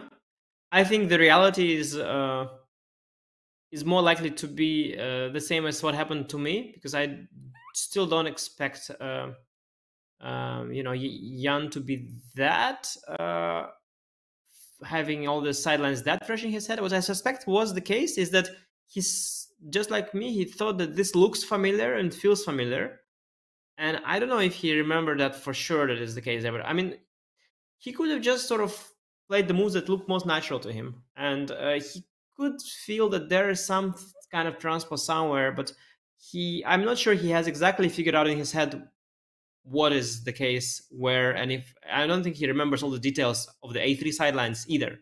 So I don't think it's all that clear in his mind, mapped out. In a3 I do this knight a5. I remember all the lines. Now let me compare to position here. Is h3 does h3 matter? I don't think it's that clear cut in his head, because we are speaking about again a sideline within a sideline within a sideline, and it's so much stuff that he had to memorize before the match. I'm not sure it's that clear in his head, and but even if it is, the fact that the pawn is on h3, it is confusing, because besides this knight g4, which probably never happens, you never know. There could be some lines, some sideline within a sideline, off a sideline somewhere, where you trade a bunch of things. Somewhere you collect the pawn a6 or whatever, and then rook d1 is a checkmate, and now it's not. Somewhere, you just really, you can never tell. It's just so many different deviations from now onwards. You just don't want to play position tempo down, because you don't know how it will backfire, and it can backfire, and Ding knows that. But again, it is surprising to see that Ding is not here. I don't know, maybe we don't have the rest area feed available anymore. Maybe for privacy reasons, players requested not to show it. It's possible. I think it happened to Magnus once. He asked not to be shown. But I don't know what Ding is currently up to. It's been a while, right, already? Yeah, it's been let's see, 16 minutes and 50 Wow. seconds counting now. That's maybe even the longest thing that anybody has taken. And of course, Ding is still presumably in familiar territory. I want to look at Nepo's candidates card, but there's a little low hanging fruit that I have to pick first. Every time, Anish, you talk about Nepo not remembering his opening preparation, there's a little bit of irony and wordplay in that because his last name is a mouthful to pronounce for non-Russian speakers, Nepomniachtchi. Of course, I say it in a more Americanized way so that people are more familiar, but it roughly means it's not a real word, but it kind of means one who doesn't remember. It's an uncommon last name. There actually is a Nepomniachtchi living in my state of North Carolina. He's an international master, Mikhail Nepomniachtchi, who is unrelated to Jan. So I was about to say I don't know anybody else with that last name. That's a lie. I do, but Jan, he's got a great opening memory. But we talked about this yesterday. Just because your rating is over 2,700 doesn't mean that you remember, as you said, the Russian doll, a sideline within a sideline within a sideline. You're going to forget just like any other human being. But Jan was not a human being at the candidates tournament. Yeah, go ahead, Anish. Yeah, but you can't remember. And the reason is that there's so much to rehearse and repeat and go over. So the problem is that if you repeat nonstop your entire repertoire, it will take you like days, basically. Because repeating doesn't mean just scrolling through. You have to scroll through slowly. You have to think what and why. But the thing is, by the time you reach the final file of your repertoire, you had already forgotten the first one you had rehearsed. You understand? So this is like this endless loop that you will never be able to remember everything. It's just too much, too many details. And you will be able to remember a lot of important things, but inevitably the brain will decide what's important and prioritize for you. And whatever you thought was important is what you'll remember, and what you thought is not important, you will not remember. And that's what happens time and again. And I haven't met a player yet. They tell all these stories about Ivanchuk memory, who was reciting Pushkin's poem for all this Onegin business that lasts hours and hours. I've never actually finished. I was listening to audiobook, was epic stuff, by the way, but at some point I just it's just too long. I mean, but he was reciting like pages and pages of that. Or Magnus Carlsen, who was at the age of whatever 6, knew all these Norwegian provinces. They tell all these stories, and I really like all these stories. But what I see when I watch games of beat Ivanchuk or beat Carlsen, they mix up stuff. You cannot remember everything in chess, even if you are whatever genius, or they call you a genius. I haven't met a person in chess who remembers everything. And we should also keep in mind that just the sheer volume of stuff to remember, even compared to 10, 15 years ago, it increases exponentially. A Capablanca, for example, could probably remember the entire content of his opening book. And it would, in the old days, they would literally keep notebooks where they would write down their analysis. Yes, with a pen and paper. Now, I mean, the volume of analysis can barely be contained in just a set of massive files. So, it's important to realize that we're comparing apples and oranges when we talk about the quantity of stuff to remember from the 90s. But another thing that we do remember, and I wanted to remind particularly people who are newer to the chess world, that Jan Nepomniachtchi is in the World Championship because for the second time in a row, he turned in an incredible performance at the last candidates tournament in Madrid, where he defeated Ding Liren with the black pieces in round 1. So both of them remember that game. Anish, that adds an entire new layer. The fact that they both had this incredible candidates tournament. Ding had a completely different path from Nepo. He had a very slow start. But for Jan, it was just straight out of the gate. He was a beast. Yeah, absolutely. I do have to say that candidates tournament and World Championship match, they're entirely different in their nature. And that mainly comes from the fact that candidates tournament, in order to win it, and you must win it. Well, it's this time second place was enough, but normally not. So you must win it. You must go with the mindset that you have to win. And that requires winning at least 3 games. Even if you don't lose any. Winning 2 games and not losing any could potentially get you a tiebreak, but most likely you need to win 3 games at least, and most likely 4 or 5. And that means you have to take different kind of risks, because in one championship match, it's enough to win 1. It's even possible to not win any and win in the tiebreak. So that requires completely different. Magnus has done. Exactly, and that requires completely different preparation. That means you need to have at least 3 or 4 risky ideas because you cannot afford. And you want to keep your fate in your control, and you keep your destiny in your own hands. So you have to take risks, and especially with the white pieces. So you see people overpressing with white and candidates a lot, and that's what happened I mean, you could attribute that win largely to the fact that Ding was very ambitious. First round, the white pieces against Jan. It happened to me actually as well. The previous candidates that Jan won, I was the Ding there, and I started with white against Jan, and I prepared a crazy idea. It was one of the craziest ideas I prepared, and I had a ginormous file that I was looking at, studying. The analyses were so big, like you can't imagine. We were going over these analyses for days, and it was so crazy and risky. And Jan responded very well and beat me there. It was one of the best games I had seen. Like the level of my opponent's play was incredible. After the game, I went back to my room and I thought, okay, wow, I've never seen something like this. He played brilliant in the opening, in the middle game, and the end game. And so it happens a lot in the candidates. You just overpress with white and you take too much risks. With the World Championship setting, it's completely different, I feel. When you play white, you go for a much more controlled approach. And so I don't think that Ding had necessarily the same flashbacks.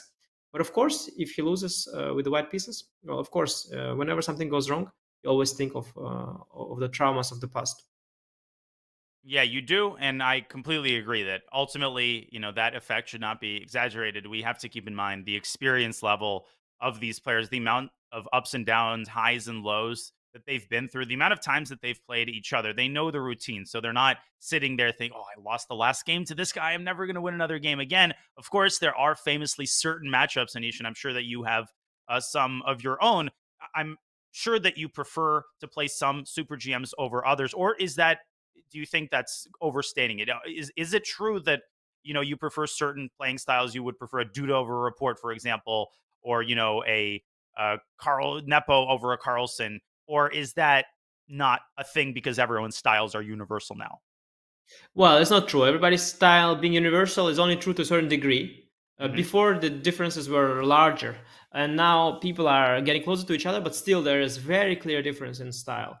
And I should also say that indeed you see with most players that they have a good run against someone. What I should say though, usually you have like a run. It's not like somebody is playing well against you their entire life, or you play well against somebody their entire life. Usually it doesn't happen. It can happen. Like I think Kramnik had an incredible record against Judith Polgar. Kasparov had an incredible record against Shirov for the entire career, I believe. But what you see a lot is these movements and trends. So for example, Levon, he started awfully against Ivanchuk. He was down many games, and then at some point they turned around and he started beating Ivanchuk a lot. I had the same with Kramnik. I was losing all my games to Kramnik, and towards the end of his career, I beat him 3 times in a row. I've had good runs against Magnus, then I've had horrible run against Magnus, and then the last one I won against you somehow. But there is that dynamic for sure, and it's largely because chess is a psychological game as well, and it's also a clash of styles. So it is definitely a thing. It's not an invention. It's not something that's made up.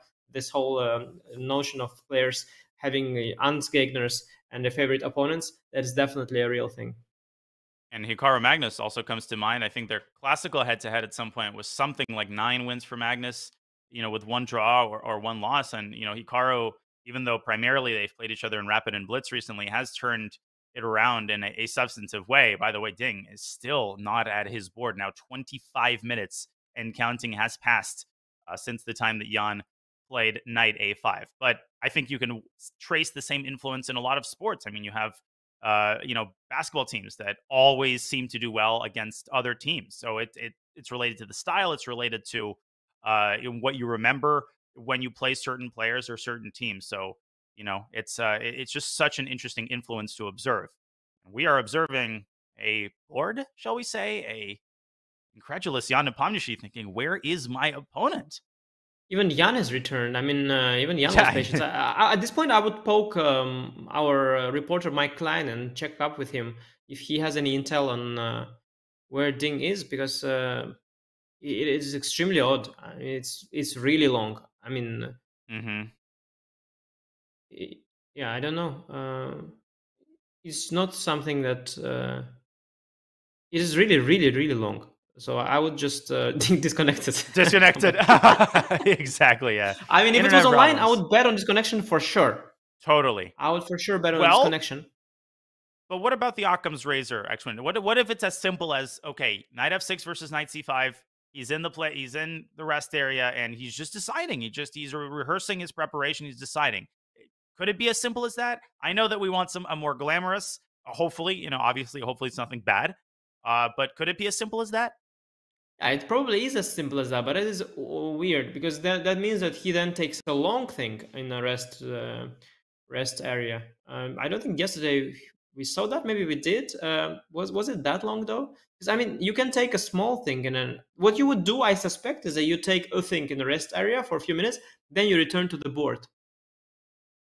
I also don't know from where this. Why players do it in World Championship match? Because I've played these guys many times. Ding, I've had I don't know how many games. We played over the boards a lot of times. He's very comfortable sitting at the board. He's thinking. I mean, it's part of his routine, and I'm even surprised because it's not the routine. I mean, you are usually the routine is the comforting thing, right? Like you want to get back to your routine, and okay, now he returns finally. But I was just going to make a point that I think he usually plays at the board, and I don't know why he chose to take such a long thing outside. It could be something like it could also be bathroom related. I mean, I wouldn't be surprised. It could. Yeah, we sometimes in all of the discussions we forget that these are two human beings who experience human feelings and human emotions, and human things happen to them. But Ding, let's see how long he actually takes at the board. I felt like he was about to make a move. I think he's going to take a couple of moments just to gather himself. And we are about to get either knight takes pawn or knight takes knight. I'm with you, Anish. I think he's taking the pawn. I think that's more consistent with his stylistic preferences, unless Richard Report telepathically got to him, because we know what move Richard would play here. I think he would salivate at the prospect of poking holes in Black's pawn structure on the king side. Yeah, it is true that there is something Richardish about knight takes f6, gf6. Yeah. with both colors. I can see Richard being very happy there with either color. But yeah, Ding, though harder to pin him down. I mean, I don't know what. I mean, it could, by the way, be that he is out of book because he just sort of thought that this is a good outcome, and so he stopped here. Like 94, good for white. I'll play the rest over the board. Could also be that would be a little, would be a small oversight in the preparation because this position is reasonably likely, so he should have gone a bit deeper. But it's possible. I mean, there's so many ways after h3, so many scenarios where white gets nothing out of the opening that sometimes you don't look at the scenario where you get something actually.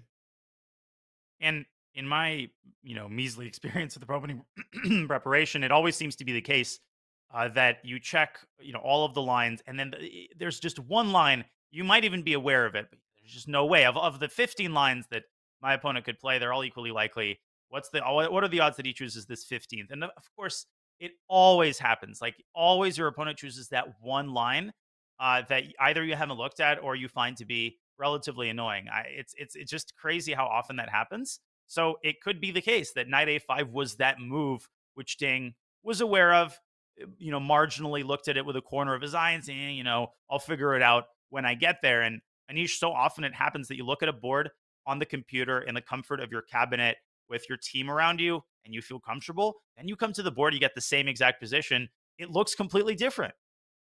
Yeah, that's a phenomenon, obviously. And indeed, what happens in your prep and what happens at the board, there's always differences. You see different moves because the board is three-dimensional, because the engines is switched off, because you are so concentrated and focused.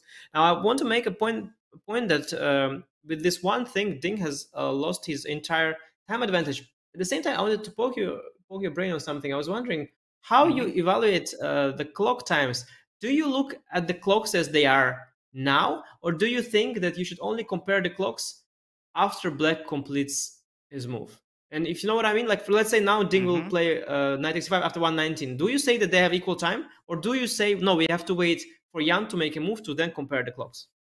I think that second thing that you suggest would actually be the more scientific way to approach the time situation in a time control that has sudden death, that has additional time on move 40, because White is, after his next move, one step closer to move 40. So you're absolutely right. From a purely mathematical perspective, you have to compare the situation after both players have played a certain move. By the way, quick correction, Anish.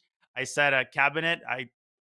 There's a Russian expression, the comfort of your cabinet basically means your room, but I just realized it doesn't mean the same thing in English. So I meant to say from the comfort of your office.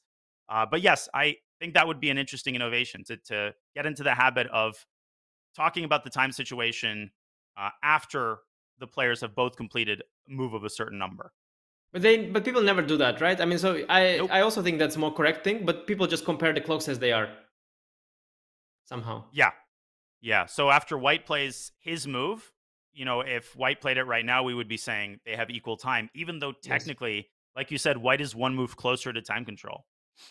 Yeah, and they could be having equal time if Jan responds immediately. Yeah, it's an interesting interesting thought there. But Ding keeps thinking. So my theory, by the way, that he's choosing which option to go from within his prep, that theory should be refuted already, because if he was choosing, he would choose much faster for sure. He wants to keep that time advantage.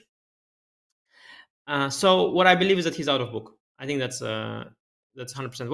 Whether he doesn't remember what he prepared or whether he doesn't know because he stopped his prep here, I don't know. But he's definitely out of book. He's not choosing at this point. From what he knows, he just doesn't remember or doesn't know.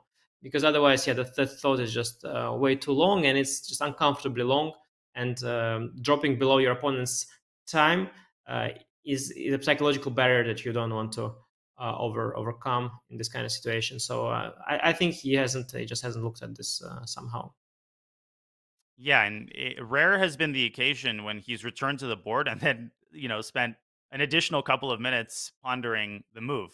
Very often we've seen him come to the board and execute his move almost immediately. So clearly he's not playing games. It's been 30 minutes at this point. Yeah, we know for a fact that he is deciding over the board which of these two moves to play. And by extension, Anish, we know that he's taking knight takes f6 check very seriously, because if he wasn't, it's sort of the move first, think later thing, where if you have a forced move, you might as well make it and deal with the consequences later. It makes no sense to try to, although I do that sometimes. I think everybody's guilty of that, kind of pausing when the move is forced. And as we discussed, knight takes f6, it is played. And I have to say, I am very surprised, but in a good way. I really didn't expect it at all. Like I sort of was talking that it's an option and all that, but I really didn't think that would happen somehow. Very surprised. But well, in fact, no reason to be too surprised. But somehow I really expected knight c5. I don't know why. Interesting. Now Jan, I think he'll take with the pawn. That's the cultured response. Wow. Richard Report is really leaving his mark on this match. I think that much is clear from this move alone and from the fourth move. Yeah, I think it's the English language that it forces Ding to step out of his comfort zone and make all these crazy Rapport style moves. Wow. And now a choice for Jan Nepomniachtchi. I think queen takes f6 is what most newer players would be tempted to play. Just to recap your very important white, g takes f6 creates a very compact pawn structure that's hard to break down, and most importantly, opens the g file.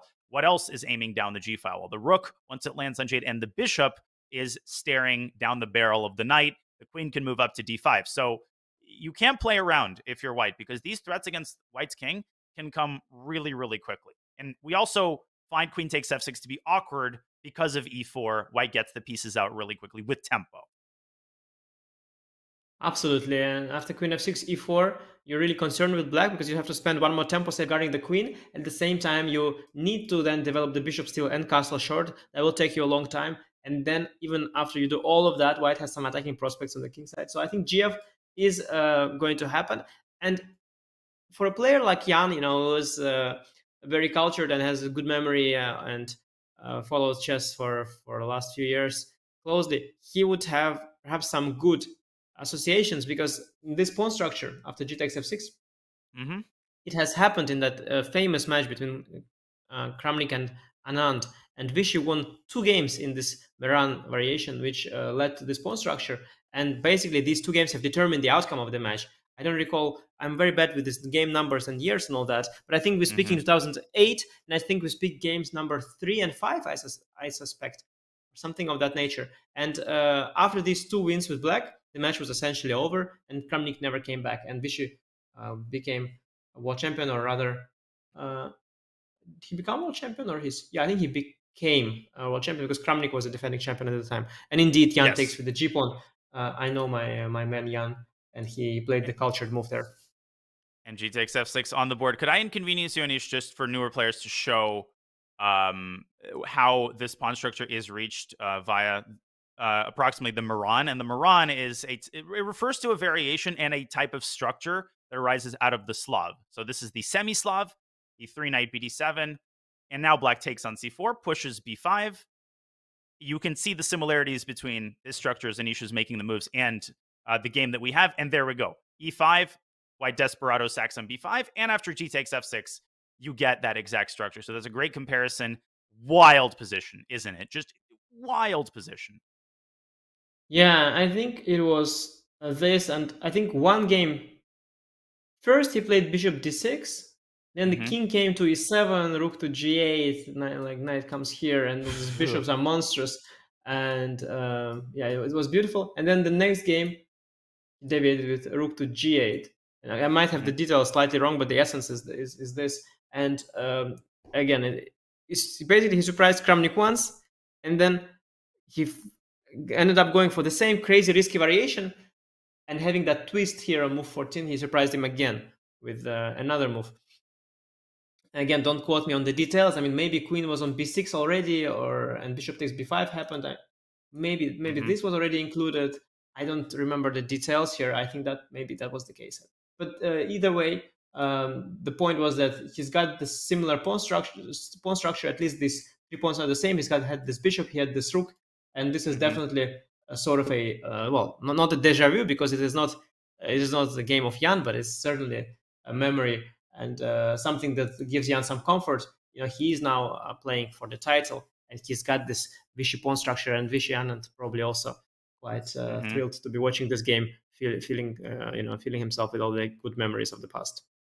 As we all are. I think we're in for a fascinating middle game. We've talked a lot about the virtues of G takes f6 from Black's side. Of course, it's Ding's move. I'll tell you what my sort of raw instinct is, and that is to play e4, because the main strategic deficiency in White's position, there's a tactical issue, which is that there's a G file, and you have to make sure that the G2 pawn is being properly babysat by your other pieces.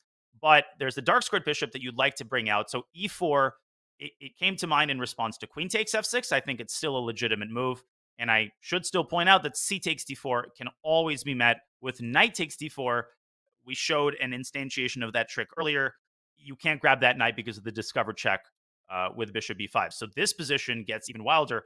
One more detail, Anish, and then I'll let you take it from there. If instead of queen takes d4, Black plays bishop c5, I think there's a very cute trick where White plays knight takes e6. Oh yeah, it works. I think it works. It does, I think, yeah. Even if it wasn't a check on c5, it would still target the knight. Yeah. You pick up the bishop and you're winning. Bishop on knight b3. Yeah. No, the king is no good square. Nice one. So, thoughts on e4 as a possible continuation for Ding? Yeah, I agree with you. It was. It is also my instinct to go e4. It's a move that, like, before I even. I'm not sure it's a good move, but it's just a move that comes to mind, and I think these are sort of our healthy instincts. You know, both of us being grandmasters for such a long time and seeing this type of positions, we know that development is very important, and also e4 closes the diagonal, which is very important. And Ding has got the same instincts. Also goes for e4. Wow. One thing I should add, by the way, and that is, I am not sure that in this position the move h3 is useful. Believe it or not. I'm not quite sure about that, because Black has pressure along the g file, and one way to deal with that is to reposition the bishop on g3. And now if the pawn was on h2, the bishop would be very stable on g3. But now with the pawn on h3, I mean, maybe I'm reading too much into this, but let's just say that here I can bet my whatever I can bet on the fact that h3 is useful. I'm sure if you put this position into the engine, put the pawn on h2, and it will say, I don't know, 0-10, put the pawn on h3, it will say 0-30. So it's better. Here, I could imagine the evaluation being similar. Could even be worse, but I could imagine it being very similar with white. Perhaps being as happy with the pawn on h2 as with the pawn on h3, or even more so. So that is one reason why I'm not thrilled with knight f6, because I'm not sure this tempo is now so helpful. Now, we mentioned that e4 is our instinctual move. It's not the eval bar's instinctual move. And it occurred to me that c4 is a very serious alternative, which pushes the bishop, if you wish, to b1. So bishop c2 could be met with a pawn to b3, which is highly committal. But that position has to be properly assessed. I mean, the bishop on b1 imprisons the rook on a1. Your pieces are all pushed back to the first rank. This is one of those positions where if somebody told me, Anish, that this was plus 1.5 for white, I would believe them. Somebody told me it was plus 1.5 for black, I would also probably believe them. The truth is always somewhere in the middle. You know, Engine always seems to give zeros in these super chaotic positions. So who does this favor? Who does this kind of all-out chaos favor? I would imagine it's Jan, given what he just went through, which could have been a very unpleasant position. Yeah, well, let's first talk about the position at hand here. It's so hard to assess. Now, with the move c4, what you have done in terms of the negative aspects of that, I mean, the positives are obviously you've gone a step further, you've created a dynamic pawn majority, but the downside is that you released the central tension. So now my center is extremely strong and robust. The advantage of b3 is that, okay, you push the pawn once again one step further, you shut my bishop down here. Now my rook is out of play because the bishop also is not leaving anytime soon. But here is a significant disadvantage of the move b3, the fact that the knight on a5 is now basically no longer has access to these two squares, because they have basically been occupied by their own pawns. The knight on a5 is absolutely awful now. And if the knight is ever to return to c6, it will be targeted by d5. Also, the outpost on c3 is beautiful. I imagine my bishop being a very, very sweet piece there on c3. The c4 pawn is also very soft. I could see myself playing queen e2 at some point. And I have to say that this particular position, although I understand the risks white is facing is enormous because the rook is stuck here, I can also easily see myself liking white here. And if we have to play a bullet game, I will pick white. I respect your opinion more. If bullet game, which side do you choose here? 100% white. I think control of the center, it sounds like a very primitive point, but in bullet, control of the center is super important because tactics flow from, particularly bullet tactics flow from central control, and the less weaknesses you have, the better. So black's entire queen side could be very easily targeted. Bishop d2, queen e2, and then pushing d5 blasts open the center. Also, white's king is far from, just sitting on some beach somewhere. I mean, rook g8 causes problems, but black's king is kind of caught in the war zone in the center. d5 could blast open the center, and you're not exactly castling kingside. Maybe you could castle queenside for black, but clearly that doesn't solve all of the issues with king safety. So a great example of a position where, yeah, 0.7 for black. Congratulations, but try making a move here and keeping your quote-unquote advantage. Yeah, so if we try to go a step deeper and try to sort of think along, because the bar is happy for black. Now, I was thinking that perhaps the setup that I like for black is maybe I like the bishop out on b4. Now, let's see if the bar is happy. Bishop b4. The bar is happy. Reasonably happy. Yeah, it's good. Good. Well, okay, no, not happy. Well, okay, anyway, what I wanted to say, I wanted to have my bishop here to neutralize bishop d2 idea. And I wanted my queen on b6. So let's say you go bishop d2. I will go queen b6. And then I wanted to castle long, because I believe the king could be reasonably safe on c8. And then I can play rook g8, use the open g file, and potentially maybe f5 opening the bishop. And if everything works out, the fact that these two pieces are out of play could work out in black's favor. So if I have this position and you promise me that I can safely castle long, maybe now I change my mind and take black already. So it's all very hard and very, very imbalanced. And I think Ding, I am really quite, I feel bad for Ding. He had this great novelty of h3. He had this great idea. Okay, it's not a novelty, but it's a new idea. And I feel real pity that he hasn't worked it out a little bit deeper here, because it would have been so good for him had he been aware of all the complications here. He could have put so much more pressure. because now he's basically playing a 3-result game. The bar is not even on his side, and it's complete mayhem and 3 results. Maybe he'll even lose. And okay, then he's created this upon himself. Yeah, I mean, Jan has to be feeling, first of all, relieved that Ding has taken as long as he had, safe in the knowledge that now both players are using their own brains, and B, I just think happy to get the kind of combative position that suits his style. I think seeing knight takes f6 check, which we praised from the point of view of it being a very combative move, and we love combative chess, but knight takes c5 looked unpleasant. If Ding had blitzed that move out instantly, Nepo would not have been a happy customer. And c4, as we speak, has been played, of course. Nepo immediately gets up from the board. And bishop c2, Anish, is mandatory, or does bishop b1 make any sense at all? I don't think it does it? Yeah, I don't like the fact that I allow knight b3. If not immediately, I just allow it now forever. I mean, I can play knight b3 right away, or I could make another move, keeping the threat of knight b3 in reserve. So I don't think you want that. And I think you cannot also ignore the threat, and you can also not go here because you lose the pawns. I think bishop c2 is automatic. And I should say, I want to have on record that I never liked knight takes f6 for no reason. Because you said that we liked it, for the combative reasons. No, I didn't like knight f6. I just want to be on record. I'm a part of this, okay. Tanya. It's yours. It's all on you. It's on you. So please take responsibility there. I'm not going to share that with you. I never liked knight f6. All right. I respect that.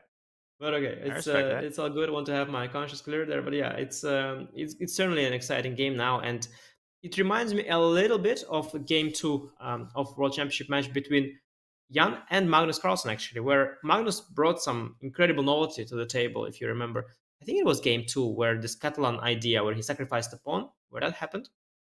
And he wrecked, basically, he created chaos in that game. And everybody was so concerned for Jan. They're saying, oh, Jan is out of book. It's such a sharp position. Magnus is so well prepared. It's going to be a disaster. Oh, this Dubov is his second. Everything. And then Jan made a few faces, made a few moves, took over the initiative, and everybody was speaking very differently. And in the end, Magnus was fortunate to escape with the draw. So I see a similar scenario here. Jan being hit in the opening. By the way, in the game that I lost to him in the candidates, he was also hit in the opening. In the game that he beat Ding in the candidates, he was also surprised in the opening. But then he just, he seems to respond very well to surprise, go for the sharpest continuation, and he could easily take over initiative here and even go for glory. And bishop c2 has been played by Ding, as expected. Wow, what a crazy combative position we have here. Imbalances on every side of the board and in the center. And now the next big question is whether Jan will expand on the queen side, push the bishop back to b1 with the move b3. I can't believe we're only 14 moves in. Anish, it feels like so much has happened. H3 has happened. And so many decisions have been made by both players. Jan decided what opening he wanted to play for the second time after h3. Then, Ding decided how he was going to arrange his pieces. Then again, another decision, knight takes f6 versus knight takes c5. And I feel like we're only just entering the stage of the game where the decisions are actually going to matter much more concretely, are going to impact the evaluation. Yeah, and that's what happens when you get surprised on move 4. And when the game begins so early, and there are lots of decisions, and by move 14, we've already had a lot of turnarounds. Queen c7 played by Jan. This surprised me because I really liked the look of b3 bishop b4 and queen b6, but it's very stylistic and subjective. It was just my vision for this position. Move queen c7 gives more flexibility of these pawns, prepares long castle nonetheless, and occupies this diagonal. Very often, in many different openings, it's quite vital to prevent this bishop f4 idea, because the one who controls this diagonal controls the world. Yeah, the bishop just has a hard time finding a square on which it accomplishes something concrete. Which is not to say that Ding won't play bishop e3. If you can get bishop e3, rook c1 in, then you set yourself up for success. Potentially, if black castles queenside, there could be bishop d3 ideas using the pin against the queen. So maybe Jan is waiting for Ding to bring his bishop out, teases him a little bit. I'm almost letting you bring your rook out. No. Then I'm going to play b3 and push your bishop back to b1. Do you think that's a likely scenario? Oh yeah, and I see what he has done. It's actually very smart. I mean, the bar doesn't approve of this. And first of all, I'm not sure about this particular bar because it's a very strong machine, but such complicated positions. You need sometimes massive hardware and maybe some other engine that is 100 points stronger and more CPUs running behind it. Maybe we'll say that some other move is better. But that aside, the logic of behind Queen C7 is actually very clever. Now, if White plays Bishop to D2, it looks a little bit strange here, doesn't it? But if White plays Bishop E3, which is natural, then we'll play B3. And let's show that on the analysis board. Bishop B1. And now, actually, White is regrets committing the bishop here, because now that C3 square has been weakened, you want that bishop on C3. At least that's what I would think. I really like this outpost for the bishop. And so Jan is quite cleverly waiting for White to decide, because if White starts with Bishop D2, then Jan might say, okay, but then I'm not going to push B3, then I'll just do something else with Del Castle. Maybe that is the logic behind being flexible there. That's so clever. Waiting for White to put his cards on the table when it comes to choosing the development of the bishop, and he'll only play B3 if White misplaces his bishop. That is great subtle play. And obviously Queen C7 in and of itself is a useful move as well. I mean, you're preparing castle's queenside, so this isn't just a pure waiting move. In fact, it's the complete opposite. But Ding with some serious problems to solve here. And obviously, we've discussed his frame of mind. A lot of chess reporters and commentators have discussed Ding's frame of mind going into the tournament.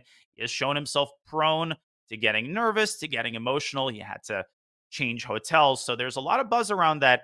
And as we wait for Ding Liren to decide on the development of the bishop, our very own Tanya caught up with Ding during the Chess Champions Tour about how much this championship would mean to him and how he feels. Let's listen in to Ding Liren's thoughts. I hope I can show best of myself during the tournament. But now I cannot imagine what happens if I become the world champion. I only imagine if I win the world champion, that my picture will be hung on many chess clubs. And it will be a big pressure for me. Tell me how you watch that interview and don't have a smile on your face. I don't think that's physically possible. Ding Liren is awesome. He's a crowd favorite. And, the pressures that the players are under in the World Championship is absolutely unimaginable, Anish. And, Ding, I think he switched hotels just because the atmosphere, I'm not sure exactly why, but I think the atmosphere with all the reporters and all the players was too stressful. I don't know the exact details, but, the players got to do whatever they got to do to put themselves in a frame of mind where they can play, the chess that they're known for. Yeah, it can be many reasons, actually. If people have changed hotels in the past. One time, Grishuk changed the hotel because he said the window does not open, and he wants the window open.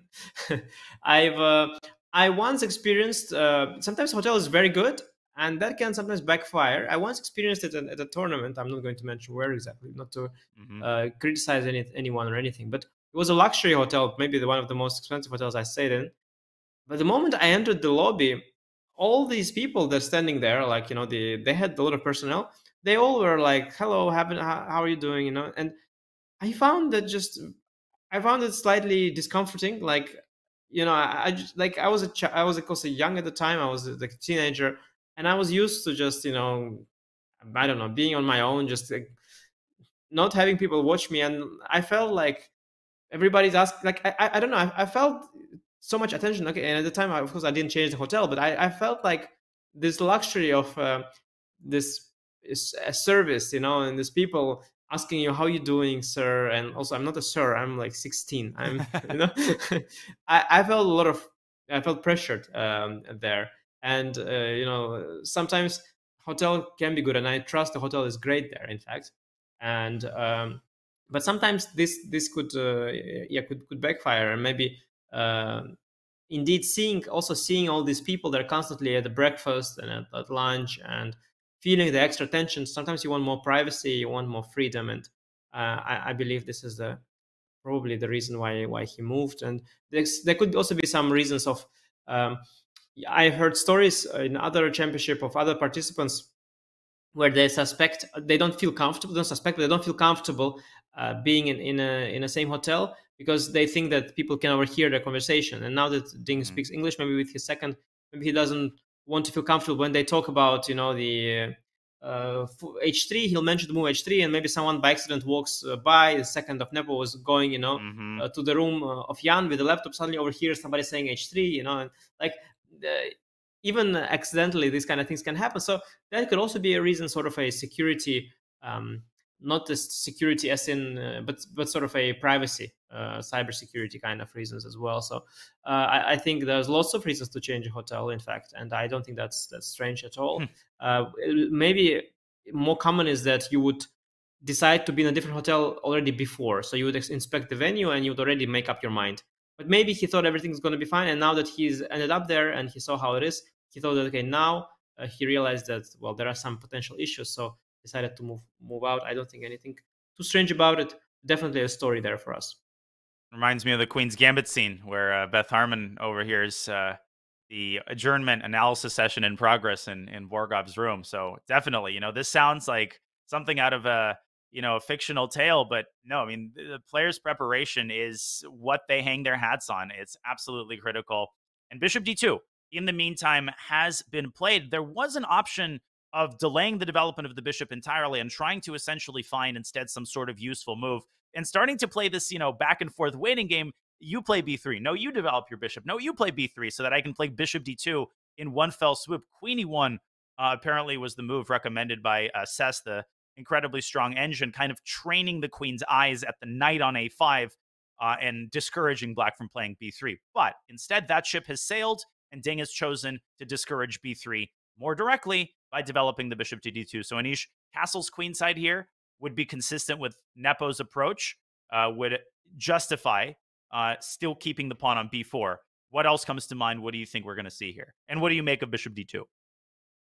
Yeah, I think bishop d2 is most logical. I wanted to, when we were discussing about this and I was bringing all these points that maybe black is waiting, I wanted to say that after bishop d2, black might still very likely play b3, but he just kept the flexibility there. So I'm not sure b3 is not the best move here.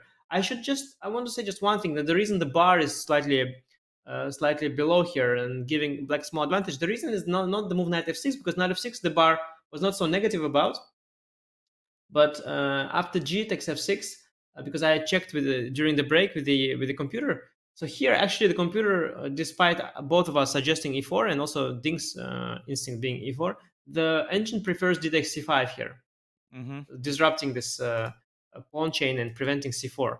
And this position would be assessed as roughly equal, even the tiniest of edges for white. But it's after e4 that the bar has gone negative, and the engine, even my engine that I've turned on, gives black an advantage here, and suggested actually b3 followed by queen b6 and bishop b4 as the first line in Tending Long Castle, as I mentioned. Wow. But I know someone who suggested that. Yeah, but I think yeah, I think I suggested bishop b4 first. I think for some reason, I don't know what reason, the engine prefers queen b6 first. That's maybe a bit more smart, more flexible, keeping the bishop here, only going to b4 in case of bishop d2, and otherwise preparing long castle. So the engines are, of course, we often have good ideas as humans because we know these patterns. We have good strategies, long-term ideas, but the computers, they also see the short-term tactics, and they see the position a bit wider. So the execution is often better. And that's the case here. But Jan's queen c7 is, of course, also all right, as we see nothing wrong with that. And now to bishop d2. I think a critical moment, a big question about b3 or not, because as you mentioned, and I think it's a very relevant point after long castle, rook to c1.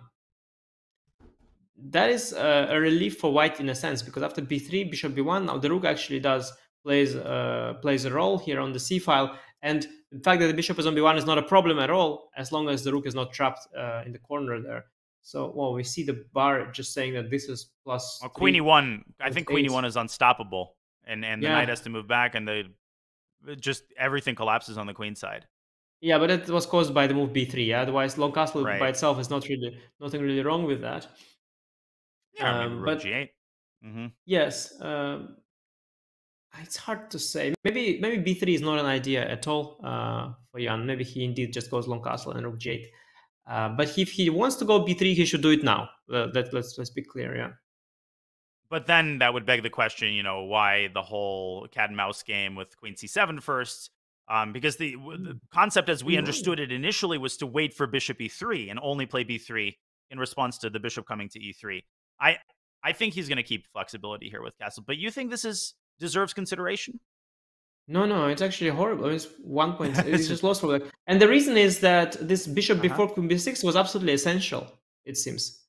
Because when you don't control these squares, as you correctly pointed out, due to ideas like queen e1, the knight will have to retreat. The problem is that once the knight retreats, the c-pawn actually collapses.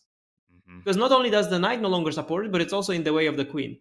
So in order for this construction, knight a5, pawns b3, c4 to work, which is a pretty construction, you need the queen on b6 and the bishop on b4 just to secure this knight.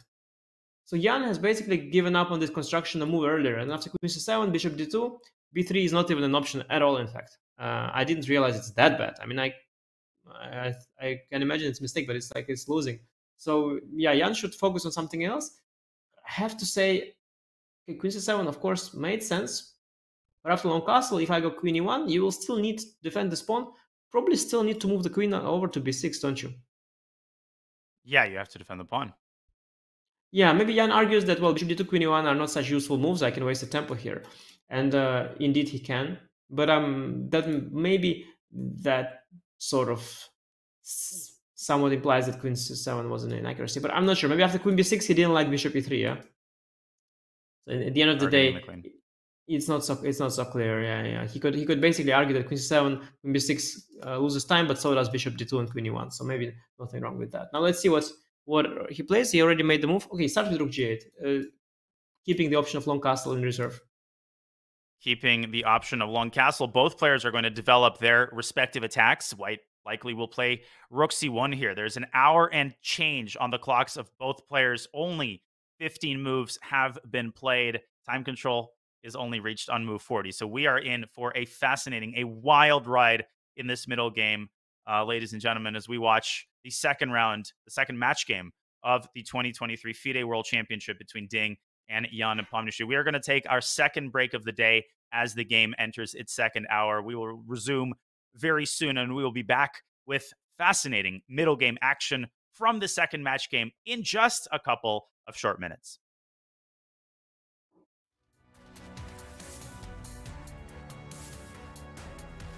Are you ready to hear the challenge? I'm super ready. All right, I'm just visualizing the board, and let's go. Okay, she's following the rules. She's got the pieces in the middle of the squares. I'm following the rules, Mike. Yep. Now, I don't know what the official rules are on weighted pieces, but being a WF fan... Why are there two queens, Mike? Well, that was a little trick, and that probably cost her a good half second. But that's going to help the viewer beat you. That is true. Okay, now all of these pieces are good. Oh, my scarf! Your scarf is not helping. Neither, by the way, another queen. Also not helping is the 40-degree temperature, and for all you Europeans, that's like 5. Okay. All right, you might need to fix the pawn on e2 and f7, but I know you're getting there. The queen! Okay, so we'll take the queens out for the next attempt. Something I had not... Fix f7, fix f7. Bang! Yes! 54.5 seconds. It was the queen! Awesome, but awesome job.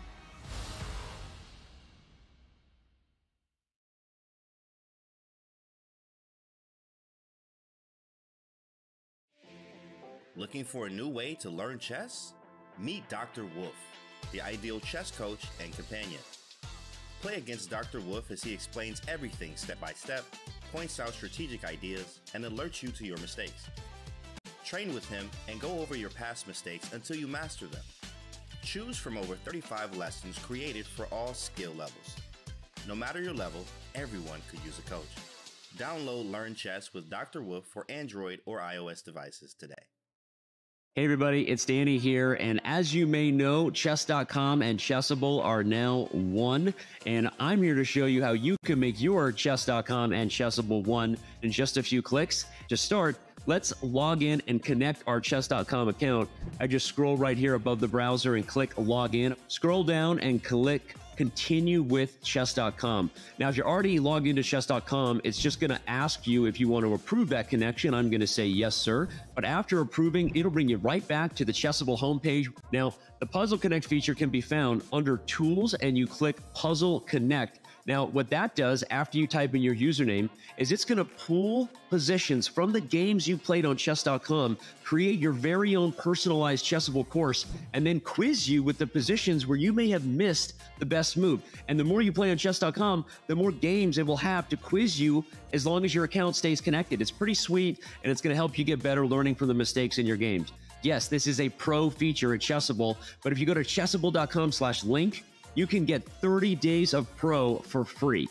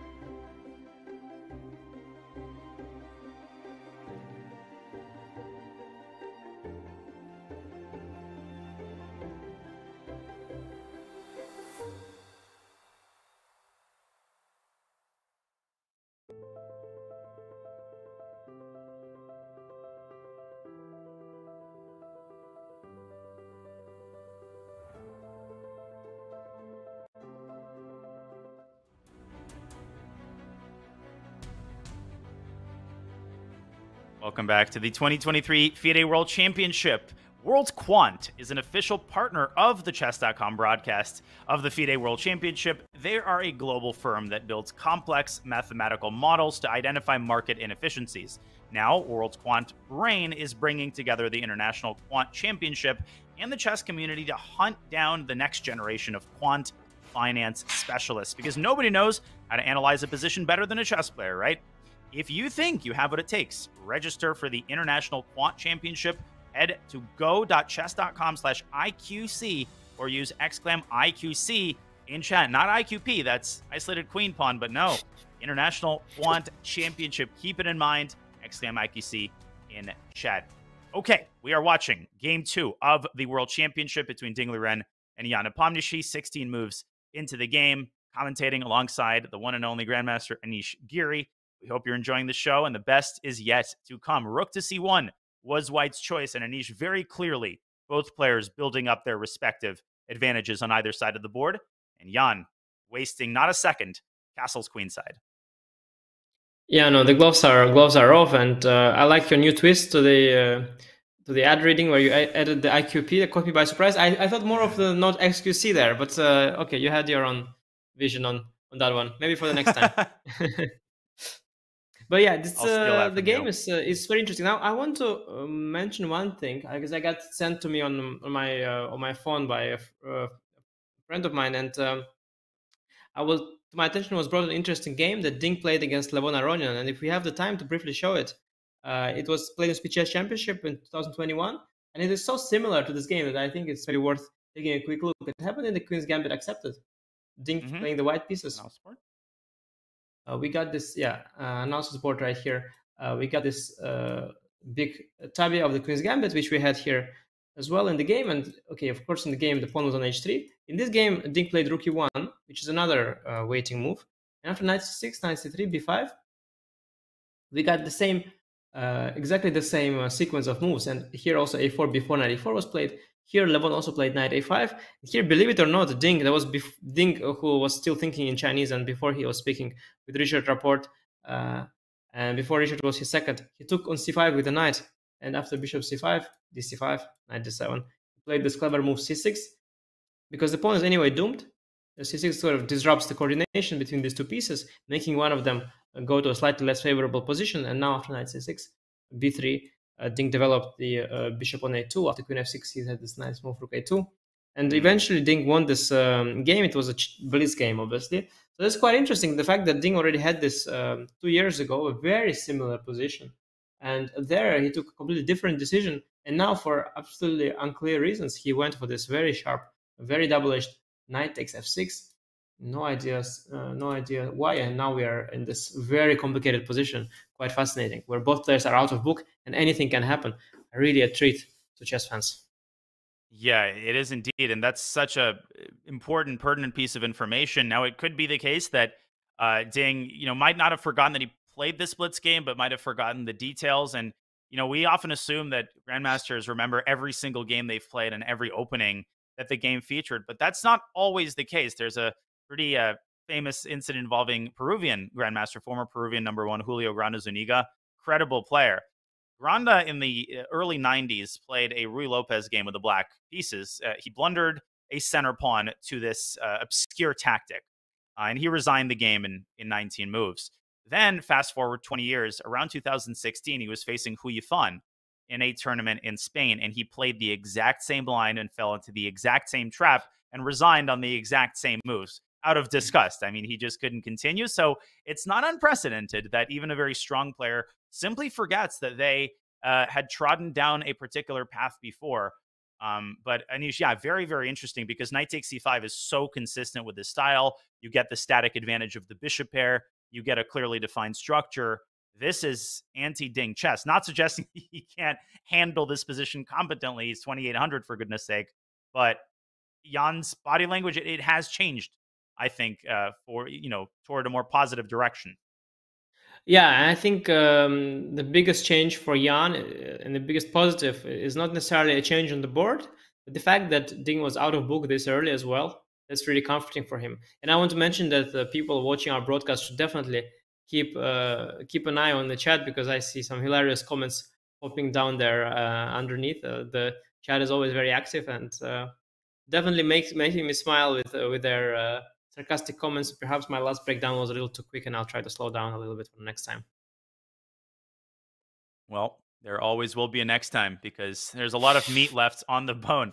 Okay, so queenside castle is the last move for Nepo. The way that I see it, in my primitive understanding, white has the C file, black has the G file. Both sides need to operate on their respective sides. But we also should not forget that attacking is a balancing act between making straightforward attacking moves like f5 in this case, but there's throwing in one or two well-timed defensive moves, maybe a king b8, or even a developing move could really halting the progress of your opponent's attack is equally important to building up your own. That's what makes these kinds of positions so difficult to play. But to make this more concrete, how is white going to build up the pressure on the c file? Is bishop d3 deserving of consideration?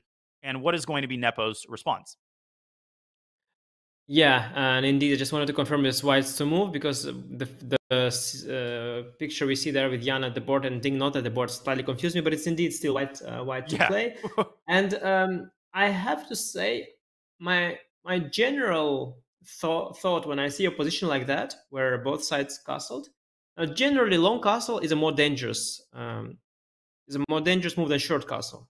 And the reason for that is simple. I believe that is actually true and universal. And that's because the king is safer on g1, well, or mirror would be on b8, than it is on c8, or what it would be on f1 here. So long castle is fundamentally a more dangerous move, because you need one more move to bring the king to that safer square, which is the knight square, the bishop square. And the rook often also is a better defender, closer to the king on c8. Mm-hmm. In general, I like speaking sort of philosophically, it's just philosophically, the long castle is a more dangerous place for the king. That said, in this particular case, the g file is already, well, it's already open for the rook. You don't need to work on opening it any further. All you need to do is at some point throw in at the right moment, throw in a move f5, opening the bishop as well, and then find a way to pressure the king, and perhaps maybe getting the bishop out and simply doubling on the g file is another way of doing it. It's a little bit more straightforward. It's much more intuitive how black would play. White's plan much harder, because of course, if you were to somehow break the c4 pawn, if you were just to crack that the defensive fortress that black has here with the knight on a5, pawn on c4, and queen on c7, if you were to crack that weak point in black's position, or rather a strong point, then the king side, the queen side, or black's king will sort of collapse. But the question is, how do you do it? On bishop d3, I like the idea behind it. You apply the pressure here, but do you really have a threat? Of course, I'll go king b8, moving out of the c file and completing that castle properly, because as I said, the king belongs here or even more in the corner. And now how to apply the pressure? Knight d2 not possible. b3 I will always meet with c3, and the pawn will then become a rock here on the this would just be just a rock. You can't touch it. Queen e2 also fails. We should point this out because That's important. It makes sense conceptually, but c attacks the queen. So and it's not check anymore. Exactly, because the king has moved to b8. Again, the impact of a well-timed prophylactic defensive move when you are attacking is so vast. I agree, and I don't see a good move here for white. Yeah, bishop c4 and b3 was on my radar. I thought about knight b2 at the very least, at a minimum, and white loses an exchange there. Yes, I think, again, it's important that we have stepped out of the way. So bishop d3, it's sort of a good first step, but it only makes sense if you have a follow-up. And if you don't, yeah, I'm a little bit confused here as white to how do I apply the pressure? Like, let's say, give me a few moves. Yeah, like if you give black a few moves, I know what I'm doing. I'm bringing the king here. I'm throwing the bishop out. I'm doubling on the g file. I'm going f5. I'll find a way. It's very obvious. Or maybe bishop d6, bishop f4. It's self-explanatory, basically. I'll find a way. As white, what exactly do I do? This bishop cannot be repositioned. This bishop has chosen to be on d2 already. This knight cannot be rerouted because the d2 square is occupied and e1 makes no sense, and going there makes no sense.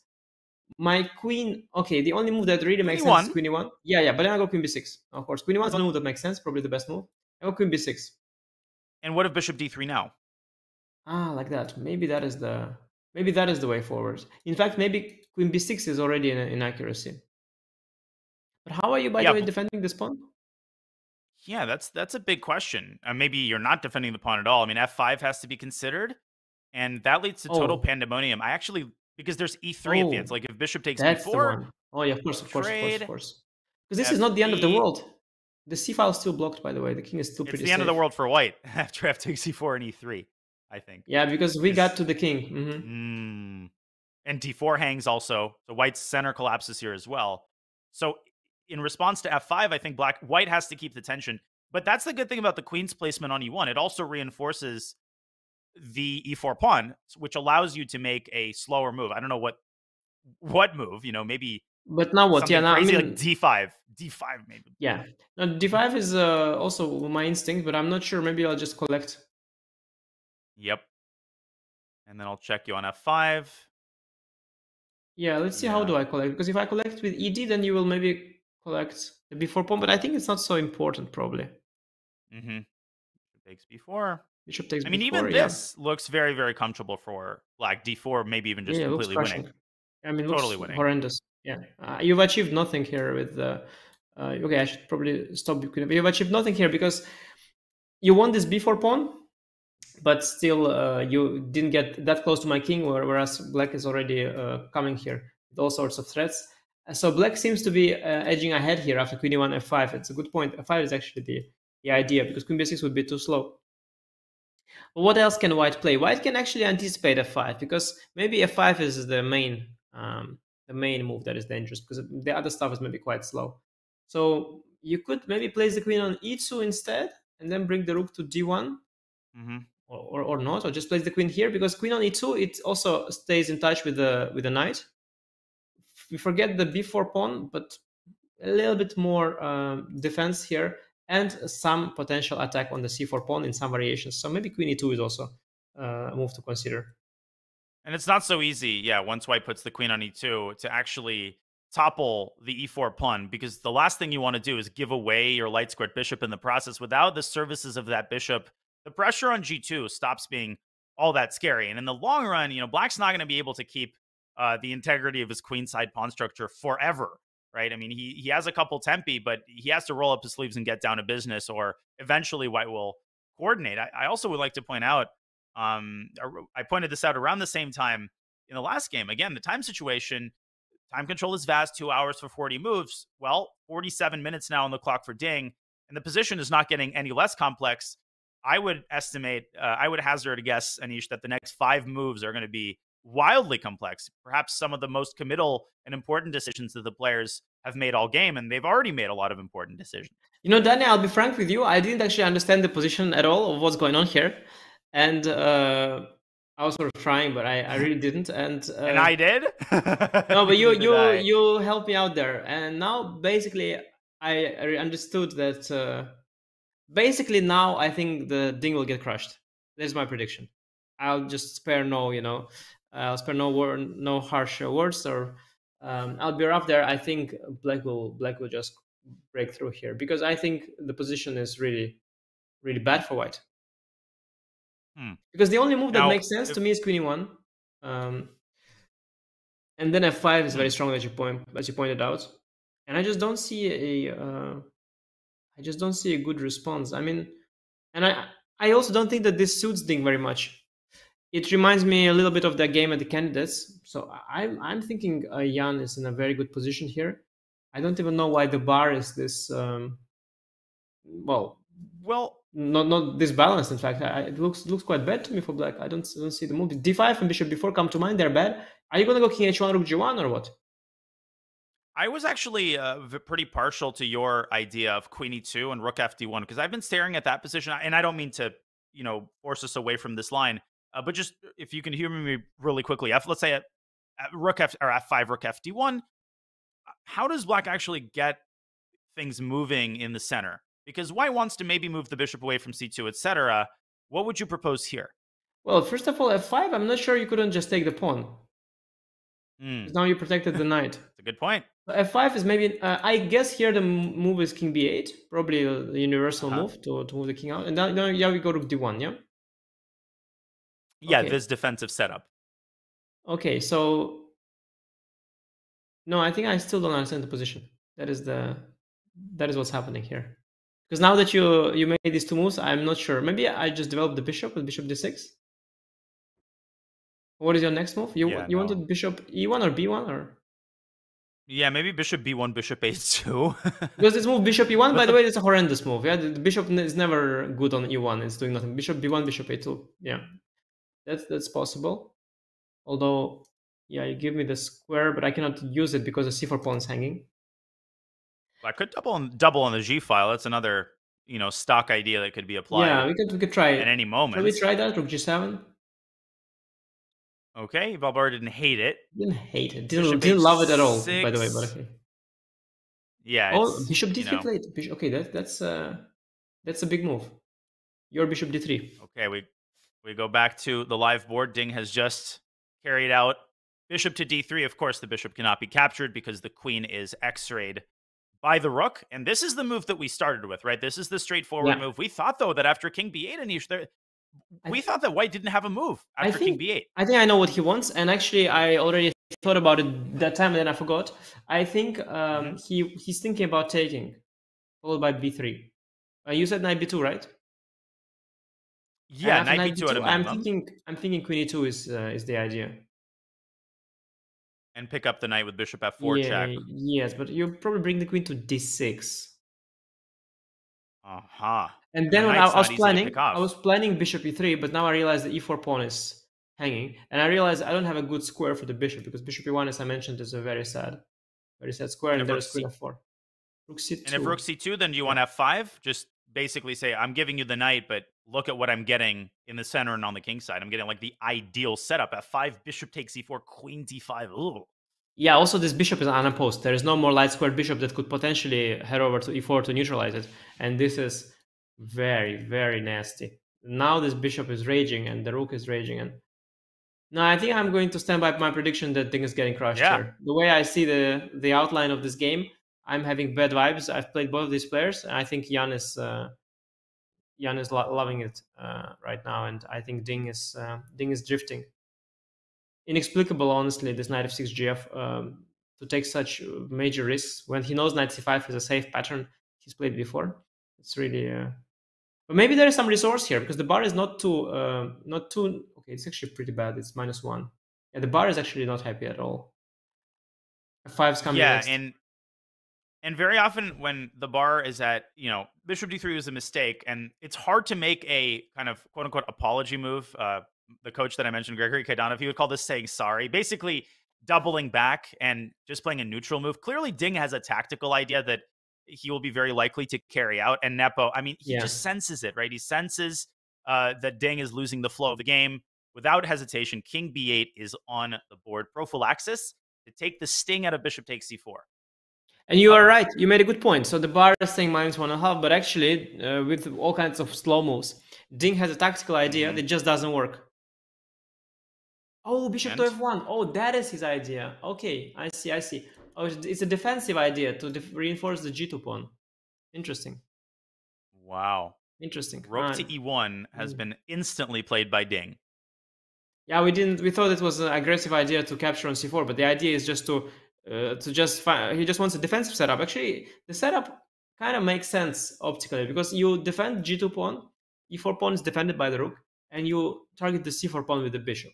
So it is a very nice looking idea, but there is a tactical flaw with it. And I suspect the tactical, because of the bar, yeah, bar is saying it's over. So I suspect the tactical flaw is f5, ef5, and maybe it's rook d4 or something like that. That is just yeah, I guess that's. Oh my god! Yeah, look at the bar. The bar stayed there. The bar is like. There's a double rook stack, Anish. I think knight d4, rook g2, and rook f2, queen h2, and bishop h6. I think we got to show that mate. Yeah, I didn't even see that, but I can trust you on finding a nice puzzle rush mate in a split of a second. That is a beautiful checkmate. That's a teamwork. I'm giving a rook, and you are showing people why I did that. You're making the substantive moves, and I'm finding the low hanging. Oh, okay, please, forcing please. lines. No, please. Okay, and if no, it's just rook d4 crushes. And I find it instantly the whole thing because I see the bar, so I know also that if the eval is that bad and position doesn't look that bad, there is something here. And Nepo, he doesn't have the bar, but he is extremely confident. And what Nepo misses usually is resources for the opponent. He doesn't usually miss resources for himself. And I really expect this f5 rook d4 to be found, and this is going to be one of these beautiful World Championship games. It's going to be remembered. Very similar to that Anand Kramnik Anand match, actually. Yeah, that was a great comparison. I mean, it helps us put this structure in proper context. But what I think makes f5 more findable is also the fact that that when white plays bishop f1, it's going to be much harder to attack g2. So that there's a ticking clock here, and you have exactly one tempo, while g2 is still very tender. And how possibly are you going to spend this tempo? What is a more natural way than to open up the light squared bishop? So the context around the move f5, the fact that if you waste a move, f5 is going to come with a lot less effect. I think all of this is going to help Mr. Nepomniachtchi slam down a movement of the pawn. Let's see if he does it immediately. No, he's going to take a little time. He's munching on something. Yeah, he can't afford to take the time. He's got 57 minutes, and that is 15 minutes more than Ding. So, 13 minutes more than Ding. That means that he can think for 13 minutes for free, not feeling that any pressure at all. And after that, he can continue thinking for longer. But knowing Jan, he is very confident. He probably already sees f5. He will take his time. I don't think he will blitz out f5. That would be old Jan, the Jan, or rather young Jan. The Jan that was blitzing out everything and being impulsive. Well, that's the Jan we have here. Okay. It's a confident Jan, though, right? It's amazing. Confident Jan. Look at it. It's unbelievable, by the way. I mean, it is unbelievable. He's got 56 minutes. There's absolutely no need to play it this fast. But yeah, it's impressive. And this is Jan at his best. It's always unnecessary, but it's always very impressive how he's crushing once he smells blood. Incredible. And we sensed this a little bit yesterday when we thought the game was moving in his direction. Obviously, later on, he let Ding back in the game, but you just feel the tension changing, the air currents shifting as Jan plays f5, and Ding is now in mortal danger. Is it an exaggeration to say that white is objectively lost here? No, by no means. I mean, besides the bar indicating that black is lost, also we can see it on the board. We can sort of see the justification of it on the board. We can just see that. We can see why. You don't need to tell us why white is lost. I mean, there is this rook, there is this bishop, and there is this point collapsing. That is like the stronghold that white has, preventing this beautiful geometry from working together. And that stronghold is collapsing. So you have like a weak point in your defense. You have one defender, and that defender's been taken out. So no, he's getting destroyed here. He's getting absolutely destroyed. And Ding is not himself at all, and he confessed yesterday in the press conference as well. It seems that it's true. He's struggling with the tension of the match, and this decision followed by poor play, but especially this decision, it is just weird. It's just not him, and I don't know, what happened.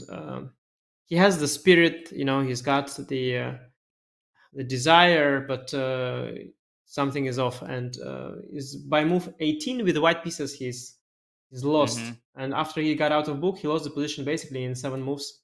And okay, now only miracle can help him. Maybe he'll find the resource that will make Jan's life complicated and things will spiral out of control. But basically, I think Jan will just bring this one home. And the fact that he played a 5 so quickly suggests that he, takes no prisoners today.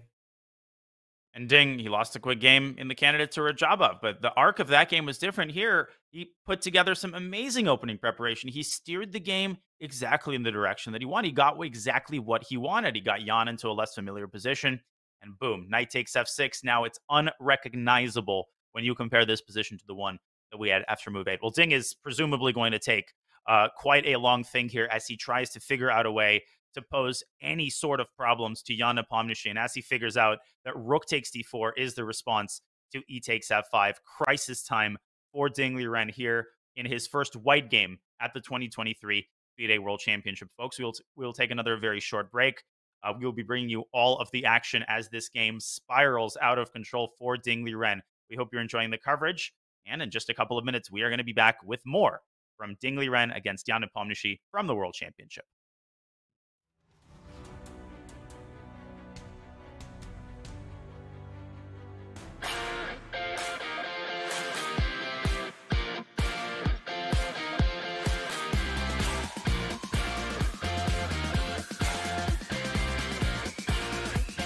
I do recommend Meetup to a lot of my friends that are looking for different things. Wine tasting, movies, book club, meet a lot of new people, a lot of new friends, and it will make you more social.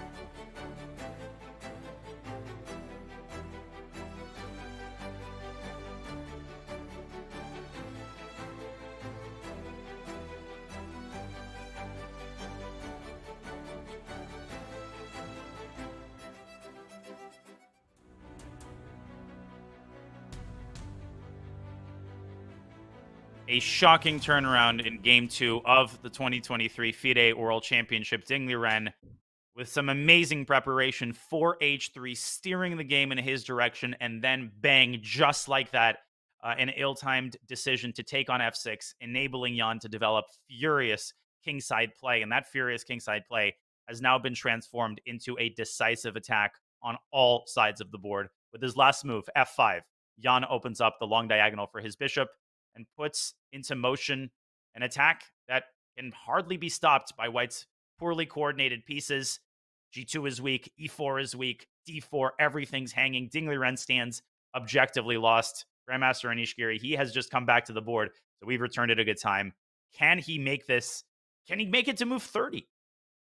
Yeah, it depends on him, but also on Jan. If Jan will convert this well, it could end very quickly because the position is kind of collapsing, and Ding has to admit that his whole setup hasn't worked out.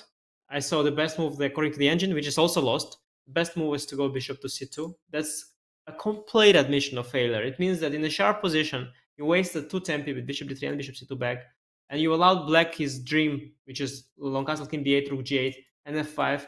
And so bishop c2 is you probably don't even make that move, and let alone alternatives. Alternatives are even worse. So objectively, I don't know what move to make. I mean, he missed this. I don't see a move. You tell me. Do you see a move? I do not. No, bishop c2. Literally don't see a move. Like maybe king h1. Maybe king h1. Yeah, probably king h1. You'll play king h1 maybe. To just keep the status quo. I mean, at all costs, you have to keep e4 protected. I mean, if you lose e4, the whole position collapses on the spot. So king h1, what is going to be black's next move? How is black going to apply pressure on white's center here? Yeah, what is black's... well, first of all, black can also make a useful waiting move. Yeah, that is not out of the question. The question is there a blow here? Do you see a blow, or do we need to make a move like... Should sound a bit soft. I don't see a tactical blow because rook d4 no longer works because there is no pin here on the knight. Taking on e4, I think that would be a positional mistake. That is what you don't want to do. Then white gets to neutralize this. The bar doesn't. Yeah, the bar agrees. Yeah, you should know if e4 is a mistake. I had an idea of moving the queen. I had the idea of moving the queen, but I don't know where. Yeah. Maybe we don't need to. Maybe we can prepare moving. Like maybe we can play king to a8 to get out of this potential check. Maybe we can start with bishop to d6. Though then we no longer have rook d4 option. Maybe king a8. What about king a8? King h1, king a8. No, the computer. Oh, it doesn't like it at all. Yeah, for some reason, king a8 is EF. Is it still rook d4? I think it still is, right? EF rook d4, and here apparently there's a defensive move that white has, which keeps things under control. Maybe just bishop f. Maybe bishop f1. Eval bar doesn't. You have this moment of anticipation. You make a move. Okay. Now, wait, one second. Now let's go back. Why couldn't we do it right away? So EF, rook d4. Because there's bishop f1. Oh, there was suddenly. And there was a check. There was a check. I made a harmful move instead of making a useful one. Amazing. Wow. Amazing. The chess is so subtle, yeah. King on maybe a8 I should just checked. Maybe just a bishop move or bishop e7. Maybe just. Maybe a neutral move. Not the best. It's not so easy. Not so easy. Okay, king h1 is probably the best move then, practically speaking. That's the last. No, go ahead. Not sure. No, I was going to say that king h1 is still almost an admission of failure. You have to basically halt all of your queenside activity and just say, I'm at the mercy of my opponent now. Go ahead. Of course, absolutely. By the way, speaking of the queen move, let's try one. If let's say I go queen to b6. I take c4. Maybe bishop b1 because maybe if you you can take c4 maybe. I was thinking that then I will kind of break through here. I don't know with the bishop or maybe the pawn. Maybe first collect this bishop and then fe4. I was also wondering what happens if you just wait and maintain defense of this pawn. Yeah, that's probably best.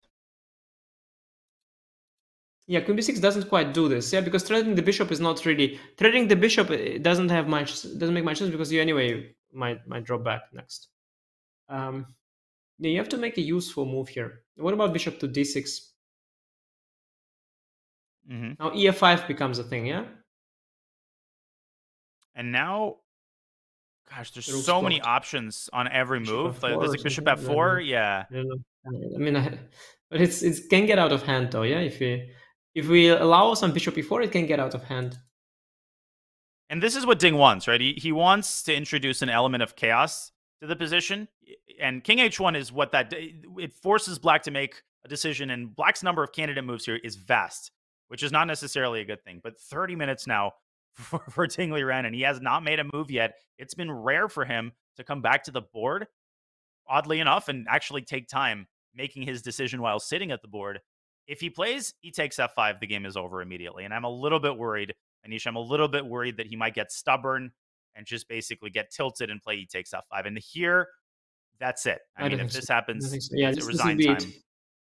Yeah, I would hope for Ding that this is a little bit too cooperative. No, I think by this point he realized the gravity of the situation, and he realized that things are going badly, but he doesn't have to lose on the spot. And I think king h1 is the only move that comes to mind that doesn't make your position worse. Maybe some panic like d5 is possible, but king h1. Well, it's not easy to finish it off. I mean, it's maybe early to say that it's completely over because you have to. It's not easy to finish it off. There is no blow here. You have to set up a blow. I'm not even sure how to do it. Yeah, no, it's and when you look at the engine, and the engine suggests king h1, it's very easy to do this thing. I would call it false explanation. There's a word for it, I think, in psychology, where you know the truth of something, and then you think the explanation is one thing, but it's actually completely another thing. So you think, oh, well, king h1 is so obvious because you move the king away from the x-ray of the rook. But the real point of this move is actually just to wait, right? Because it's the only useful move. White is almost in Zugzwang, and it's not so easy for black to accumulate the pressure. Because if you look at this from the perspective of a human wants to do concrete things. So once the concrete moves have been rejected, then you have to realize that a waiting move is played. When you look at the computer, you don't realize how many other tempting options there are that you have to rule out before you settle on something like king h1. And that's exactly what Ding is doing. He doesn't have a lot of time to do it in, though, as he drops below 30 minutes on top of, a terrible position. Yeah, okay, we speak of king h1 as a sort of a best move, but I'm not even sure that is the case. But I think practically that is probably the best shot, just waiting. And here, I like this, maybe this idea of e5, maybe. It's a little bit wicked, but maybe it's possible. Don't know, maybe. But I also peeked here at the engine suggestions, and the engine is very, very cold-blooded. And the first line is just move f6. Just improving the position and maybe introducing the idea of queen g7. It's quite cool. The other suggestion is even classier. This is really good stuff. Bishop g7. Now I like the first line here. Of course, I would be worried about bishop b4, but the instructive position appears here after e5. Here the engine says by far the best move is bishop f8 back.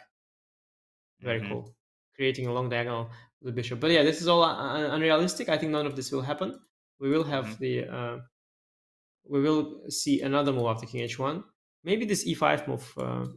I think white should go d5, create sort of a mess, and try to at least trade the strong light square bishop. And here, even though you lost the pawn, the situation kind of changed around because there's no more attack. The king is pretty safe. We have some chances. So yeah, I think not easy. This f6 move was very strong, but it just didn't occur to me. It's just so weird and out of normal pattern recognition that it just doesn't come to my mind. But it's a very, very strong move, and the most useful one, perhaps. Yeah, I mean, Nepo would have to take his time. But if I may, let's take a quick break from analysis and just check into Ding himself, because all of this is contingent on him, first of all, playing king h1. So, that's a bridge which is going to have to be crossed if he finds that waiting move. And I just want to meditate for a second on what's going through Ding's mind right now. I mean, all of his hopes of converting this excellent preparation into a win have been dashed. Nepo experienced a disappointment of his own yesterday, but Anish, this cannot possibly be compared. I mean, Nepo had winning chances. Okay, he let them slip. The game ends in a draw. Here, everything into the wastebasket, but you're also likely to lose the game. And a loss in your first white game, I don't think it can be overstated how much of a blow that would be to Ding Liren as he still tries to figure out a way to make things messy. Yeah, it's a disaster. I mean, it's not even close. Missing some winning chances when the match score is equal versus losing the first game, I think it's not even close. Like yesterday was business as usual. Also, Jan didn't miss a win. It was winning chances. It's all very abstract and it was far from over. But this is real. If you lose the white game, besides, okay, first of all, losing, that's just absolutely awful in a match, because now you need to come back. Now it's on you. Now every draw is a bad result. Now every day you are trailing, you are in a bad mood. Of course, you'll try to somehow fix that, but it's easier said than done. And I think the mood is essentially bad. And what makes the matters even worse, losing with white means you play next game with black. And you're not going to take risks with black just yet because it's too early and you don't want to lose 2 in a row. But it means that probably you're not going to get an opportunity to strike back. And you want to strike back right away. And so losing with white is extra bad also because you wasted the white game because next one is black. I mean, it's just so bad on so many levels, like really, really, really bad. Like it's just bad.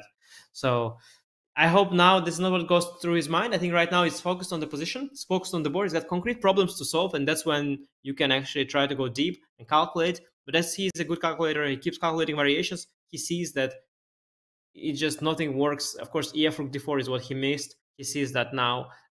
He goes back to EF every now and then to make sure it doesn't work. He sees it doesn't work. He tries all kinds of active moves, d5, b3, bishop c4. Nothing works. 95 doesn't work. So yeah, before he settles on the move like king h1, which is an admission of being in a bad position, he's just circling, checking for all the active moves and seeing that they don't work, and it's definitely gets him in a very bad state.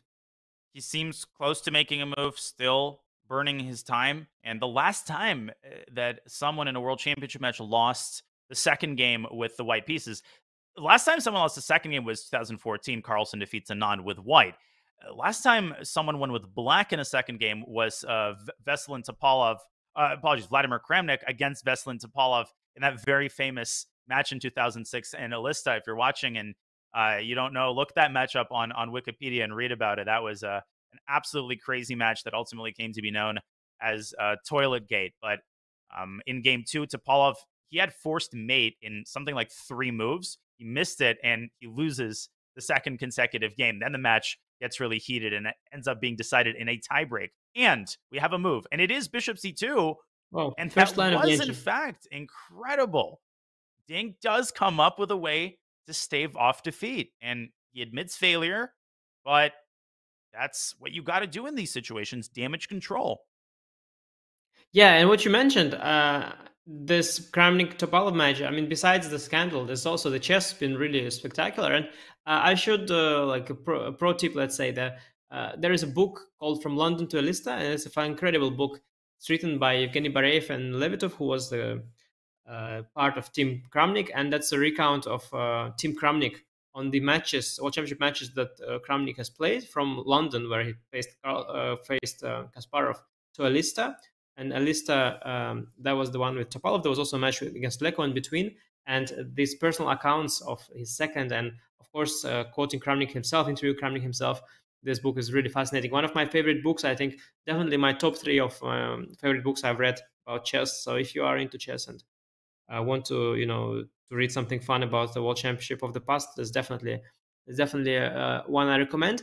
What came to my mind, and I again repeated over and over, it was not a game 2, it was probably, I think, game 3, but the analogy between the Anand Kramnik match, I think, is a lot closer here because there is where the score was equal and Kramnik lost the game with white. It was also early on. It was not game 2, but game 3.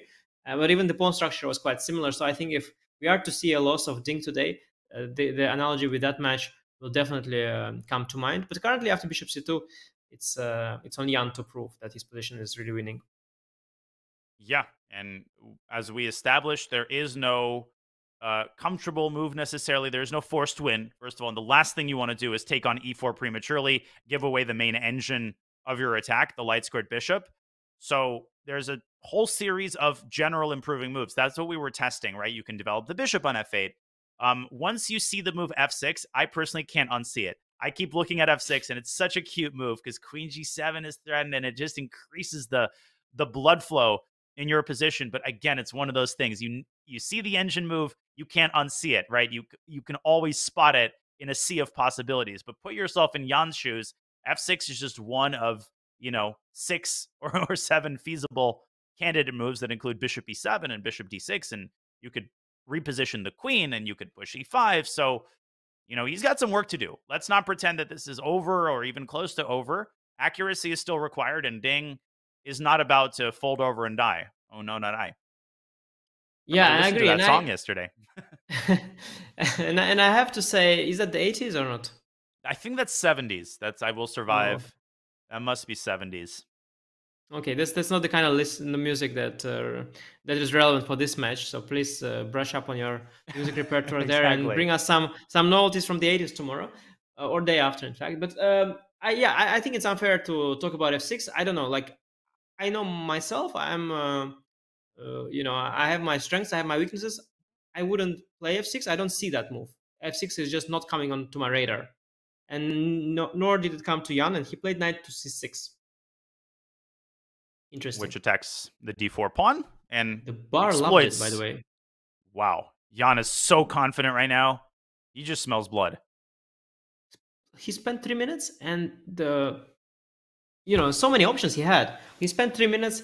The ball is back in Ding's court, as our chat is saying here correctly.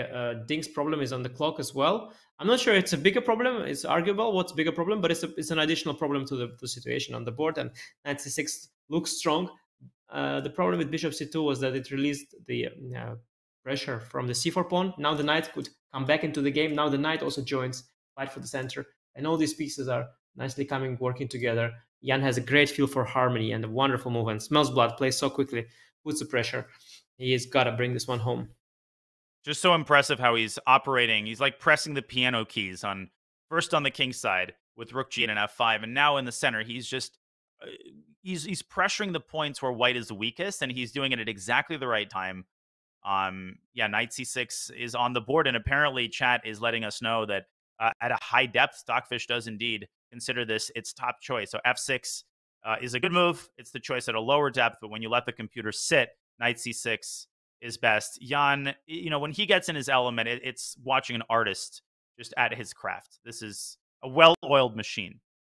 Knight c6 looks beautiful. I mean, it's the best move, not only for engine but also for human, but apparently also for engine. Yeah, if you show me knight c6, I agree immediately. Like, I see yes. You're targeting the pawn. Bishop e3, I can even consider a move like f4, but it's also bishop e3 is just not very appealing here with the X-ray on the queen, and so this looks like the best move. The move f6 is just not in our pattern recognition, because when you've got these 3 pawns, like this is a pattern, these 3 pawns against the e4 d4 pawns. It's a thing that happens in many openings, and f6 is kind of anti-positional because it weakens the e6 pawn, and usually it's met by a move like d5, and this e6 pawn is soft, and it never adds value to the position at all. It's just here somehow queen could swing. So it's just a very weird move, this move f6, one that just wouldn't come to mind to most grandmasters just ever.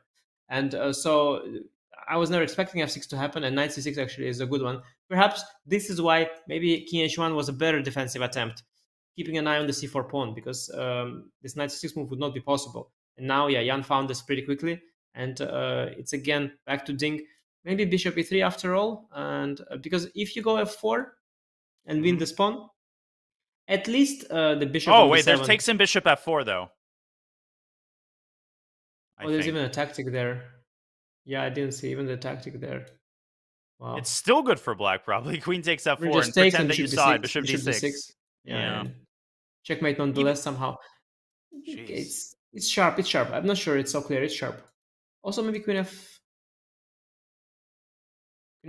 Maybe I have queen e5 and g3.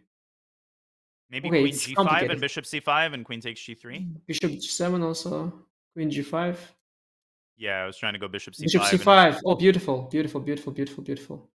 But Yeah, maybe white can go beautiful. g4. I don't know. Yeah, and try to hang on. Now, of course, you are in your element here. It's yeah, I love these positions. It's This is tactical skirmish. Yeah. No.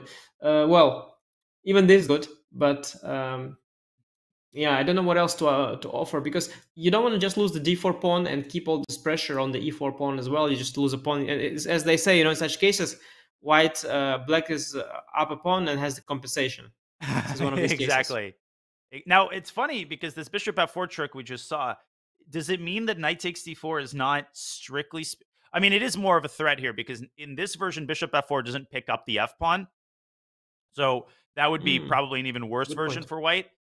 But the problem isn't as much that knight takes d4 is an unstoppable threat. White is like weird. It's out of moves. I mean, what does white do? Bishop b1? Maybe bishop b1 actually inviting knight takes d4 and just praying in that resulting position that you're not going to get checkmated.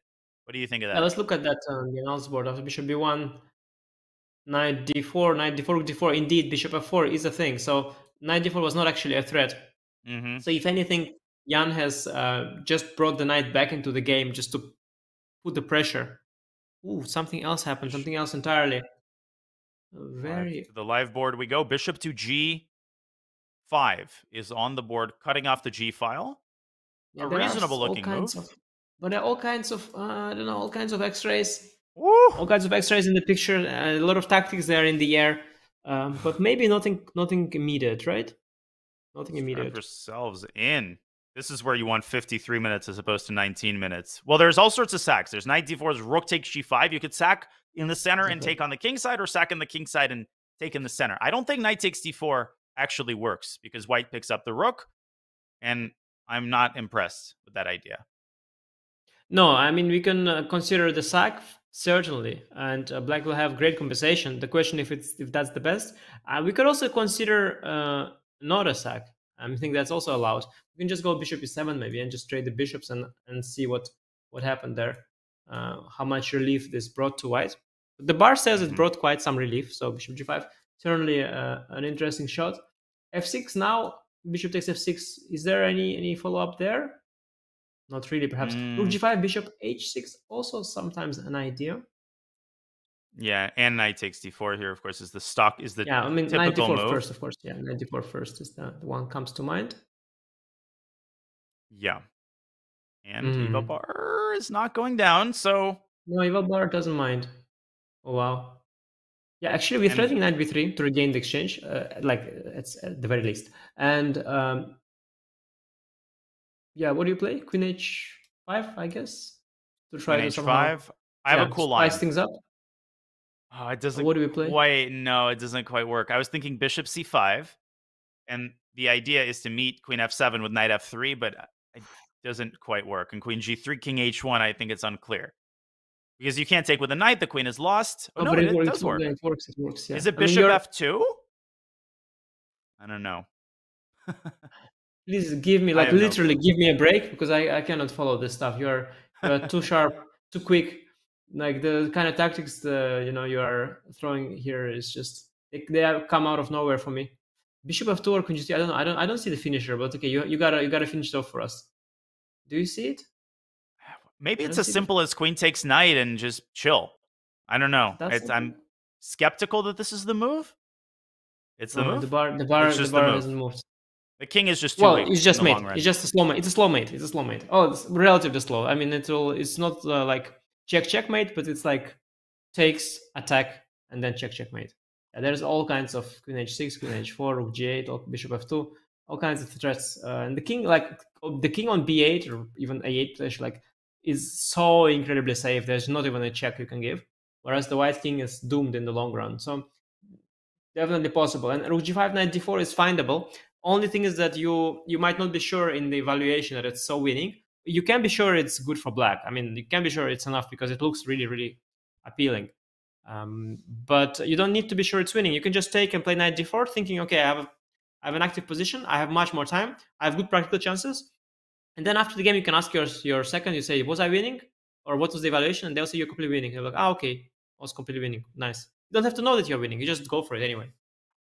Right. And another thing I would add as we, go back to the board after bishop g5, 50 minutes for Jan here to contemplate how to continue the attack. Rook g5, knight d4. I think a lot of people think of sacrifices as one big category, but in fact, a queen sacrifice is very different from an exchange sacrifice. This is barely even a sacrifice. You get a pawn and a piece for the rook, which is a material investment, but a very small one.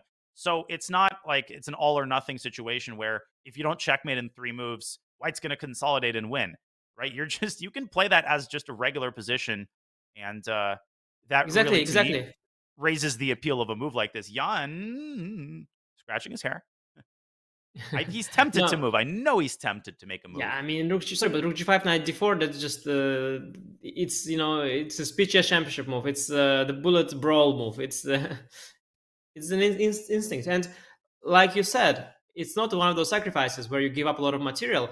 First of all, a rook for a bishop and a pawn is barely a sack. Secondly, all these dark squares, and you now owning the bishop pair, even materially speaking, you are not really down. Like, you can sack a rook for a pawn and a bishop pair. I think 2 bishops and a pawn are worth a rook and a knight, pretty much in most cases, just like by default. So not to mention here where all these dark squares, and I mean, we've seen the dark squares, like, it's such a common pattern. I don't know if you've played the Semislav openings, if you have seen these games of Vichy Anand around the year 2006. Aronian lost to Vichy in 2006, World Championship it was. There, like, the Vichy has beaten Kramnik also on the dark squares. Like, this whole pattern of sacking stuff and controlling dark squares, I've seen it over and over, and Jan has seen it also many times. It's just so tempting. And it can't be bad. It's good. You maybe don't know it's winning, but you don't have to. You just do it, and then you win the game, and then you celebrate. Yeah, I mean, I God himself wouldn't be able to stop me from playing rook takes g5. I don't like this phrase. I don't like commentary cliches, but if there is a time to use the phrase "this move plays itself," I think this might be a good time. And I totally second your point about square control. I'm not as familiar with. I've seen a couple of those Semislav domination games, but when you've got full control over a whole complex of squares, that just opens up a whole world of tactics, because literally anything that happens on any dark squares on the king side is A, going to be in black's favor, and B, going to be dictated by black. Jan, big surprise there. He's taken on g5, and he's done it quickly. All right, Dan, come back, please. No, it's position definitely plays itself. You gave me a flashback there. I suddenly remembered that my today's nightmare was literally that I had to share a room with Hans Niemann. I had suddenly this dream. Anyway, the rook g5. No, it's true. I just suddenly it came back to me when you said that the position plays itself. But yeah, knight g5, knight d4. It's soon going to be a matter of converting, and also the conversion. It will probably happen automatically because you have to bring all your pieces forward. You have to bring the bishop out, the queen out, the rook to g file, and I think conversion is not going to be too difficult. No, and not to be a pedant, but technically it's not a rook. It's an exchange sacrifice, which speaks to our point, right? That it's really not as big of an material investment as it may appear. Not taking anything away from this move. Jan is playing brilliantly with knight c6. I mean, playing on all sides of the board is always produces an aesthetic effect on me. B4, c4, close the queen side. Knight c6, hit the pawn. Rook takes g5, use the g file. Now back to the center. So he's just operating, like a skilled pilot, and knight takes d4 is coming. Yes, and I definitely have flashbacks to that candidates game, the first round, where Jan absolutely crushed Ding. He won. The final position was so winning, like he won with a big margin, you could say. I mean, it's not a thing in chess. In chess, it's always only can be 1-0. But sometimes you see these positions and these games where you sort of win with a margin. You know what I mean? It's not like a tempo by tempo, but it's just like you're so winning in the end that even if the opponent had an extra piece or an extra tempo and a piece, you still will be winning. And this could be that kind of game. Sometimes Jan's playing tremendous, and sometimes Ding is collapsing. And I guess it has to do with the pressure of the championship, the pressure of the first round. I do hope, and I do think the chances are high once Ding finds himself at the bottom, he will calm down, and as he had managed to come back so many tournaments, he will come back in this match as well at some point.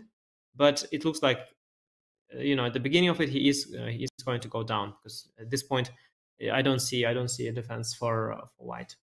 Yeah, this is getting worse and worse. I mean, the clock situation is getting worse and worse. He's got 20 more moves to make and 18 minutes to do it, and he's got less than a minute per move, no increment until move 60. So literally, no matter how you slice it, this should be basically in the bag for Jan, and I think he senses it. And for Ding, I think it's going to be super important. We'll talk about this later, of course, to diagnose the reason behind knight takes f6, as he plays, I think, queen to h5, trying to keep his pieces away from the center, away from the d file. That probably is the most resilient move, but knight takes f6 is where all of his problems begin. But okay, this is not over yet. Jan still has to be accurate. We've seen crazier things happen. How is he going to proceed? Well, he has to see your tactic that you just found immediately, which was a little bit weird of a tactic, right? This bishop c5, I don't think it's the only way, but it was it looked very efficient. Bishop c5, queen f7, knight f3. I think, I don't know how you found this stuff, but I think it's extremely difficult because it doesn't even end with a forced win or anything. I mean, it is a forced win, but not with check. So for me, it's an extremely difficult combination. But Jan has already moved. He's played f6. He's just blitzing out moves. And yeah, I agree. And that position was very hard to... That was the hardest part of that tactic to me, was evaluating the resulting position, because it's not immediately clear that it's crushing. Instead, f6 hits the knight. It's even stronger. Yeah, the bar didn't even move a bit. The bar is saying this is a great move. It's one of the best moves. Incredible. Apparently, this is the best move. Just to check. Let me just... Yeah, it's incredible. It is the first line, bishop 5 being the second. Well, it depends on the depth, and it switches around, but doesn't matter. The point of the matter is Jan plays extremely quickly and extremely well. This was my first introduction to Jan. When I played him, I was very young. In the tournament where I beat Magnus, I was 16, and I played Jan. Jan is 4 years older than me, so he was probably 20 when I was 16. And my first game with Jan, I played with the white pieces. At some point, there was a move repetition. I was still very ambitious as a kid, and so I played on, and I got punished very rough, and I was in a lost position. And of course, he was up on the clock by a mile. He had over an hour, and I was in time trouble. And at some point, he was winning, but things got a little bit sharp, in a sense that he had to calculate something. And I thought, okay, he will probably calculate now and maybe find a win or something like that. But I didn't see that win. Instead, he just started blitzing out a sequence, which I didn't see. For a second, I thought he blundered, because it looked like he blundered. But it turned out he saw a step ahead. And I was wondering, okay, I understand you see that, but why do you do it all so fast? You have an hour, you can beat me slowly. Why do you beat me quickly? And then I thought, and after the game, I told my coach at the time, I said, I've played Carlsen here, I've played, all these great players, but I think this guy, he's by far the most impressive players of all. And the coach said that, yeah, I don't know. This game was just unbelievable. And then later we found out that, okay, this is the great Jan, but there is also the Jan that is too impulsive and makes blunders quickly. And, there's also that side of him. But when he's playing well, when it's a great Jan, it is the most impressive player in the world. So fast. He still has 44. He spent 10 minutes on his last, I don't know how many moves, as if they're obvious. And he's just crushing the guy completely. And this is the World Championship. It's so fun to watch Jan in his element. And to your point, yes, he has squandered a bunch of winning positions by playing too quickly. I remembered a game in the Sinkfield Cup, round 1 against Vichy, where it was a dead draw, and he makes a move quickly with 30 minutes left on the clock. He loses. So yeah, that's the other side of the coin. But when Jan is in good form, it is just, even if you know nothing about chess, it's literally just fun to watch him make moves quickly as he grabs the pawn on e4 with the bishop. I thought f takes e4. I would have probably spent 5 minutes on it, but that's why Nepo is sitting in that chair over in Astana, and he's not sitting in that chair anymore. He's just gotten up from his chair. He now has 2 pawns for the exchange, so technically he's up in material, basically. Up in material, and he's got total domination with his bishops. Once the rook moves to c1, which is, I assume, is what Ding is going to do, is Nepo going to bring his other bishop out to c5? I suspect so. I think rook d2 is also an option, but either way, At this point, as we already concluded, black is up in material somewhat, and also the bishop pair, right? Don't discount that. I think having two bishops is worth almost a pawn, if not a pawn, or maybe like 3/4 of a pawn. So black is, if you add up all the pawns together, black is like up a pawn pretty much, and he has a better position. The only thing white can, white has going for himself is that now that the rook has been sacrificed, there is no more rook on the g file, so that's a small relief. But that being said, the position is still really, really bad. And given how confidently Jan played, I think it's a matter of conversion. And I have to say that Jan just looks very confident yesterday and today in particular. I think, and also I think the fact that he saw Ding being so vulnerable, it gave him even more confidence. He just thought, okay, this guy, he's not handling the tension as well as I do. So now that he got a chance, he's just going for it. Rook to d2 is Ding's move, trying to force the rooks off the board. I would advise people watching to realize that, even if Nepo is making the second best move according to Cess, that is not a blunder. The blunder is a move that changes the evaluation from, let's say, winning to something much less convincing. Right now, all of his last moves have kept a clear, decisive advantage. So just because, the move he played is minus 3.5, the best move is minus 5.5, that does not make it a blunder in sort of human terms. I think in human terms, the position is nearly hopeless. Anish, I wouldn't call it completely hopeless. I mean, white still has two rooks and black has one. So as long as that remains the case, there's going to be some hope of generating counterplay against black's king, getting a queen to e8. When Jan plays quickly, you have that one tiny inkling of doubt. Maybe he makes that one blunder, but right now he just looks like a god. Yeah, and I have to say that it's an interesting topic. You brought a good point that going from -5 to -3 is not a blunder. I would even go further. I think that in general, lately, nowadays, people miscategorize the word blunder. And when I was growing up, before the computers were so good, blunder meant something different. Blunder is not a mistake that gets you from back in when I learned chess. Blunder was not a mistake that got you from a losing position to a drawn position. That could be just a mistake. Mistake can be huge. Blunder, in my vocabulary, always was something that a mistake of such nature that it is something that player of your level, yourself, and other players of your level would immediately see is a mistake. So, for example, a move like f4 blunders the bishop. Right. And you see that it's a blunder because you know that it's hanging now.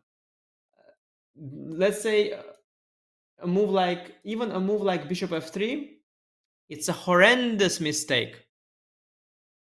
But I don't think it's blunder. It's like a misjudgment. It's a horrendous misjudgment because you've given up your bishop pair and your whole position collapses.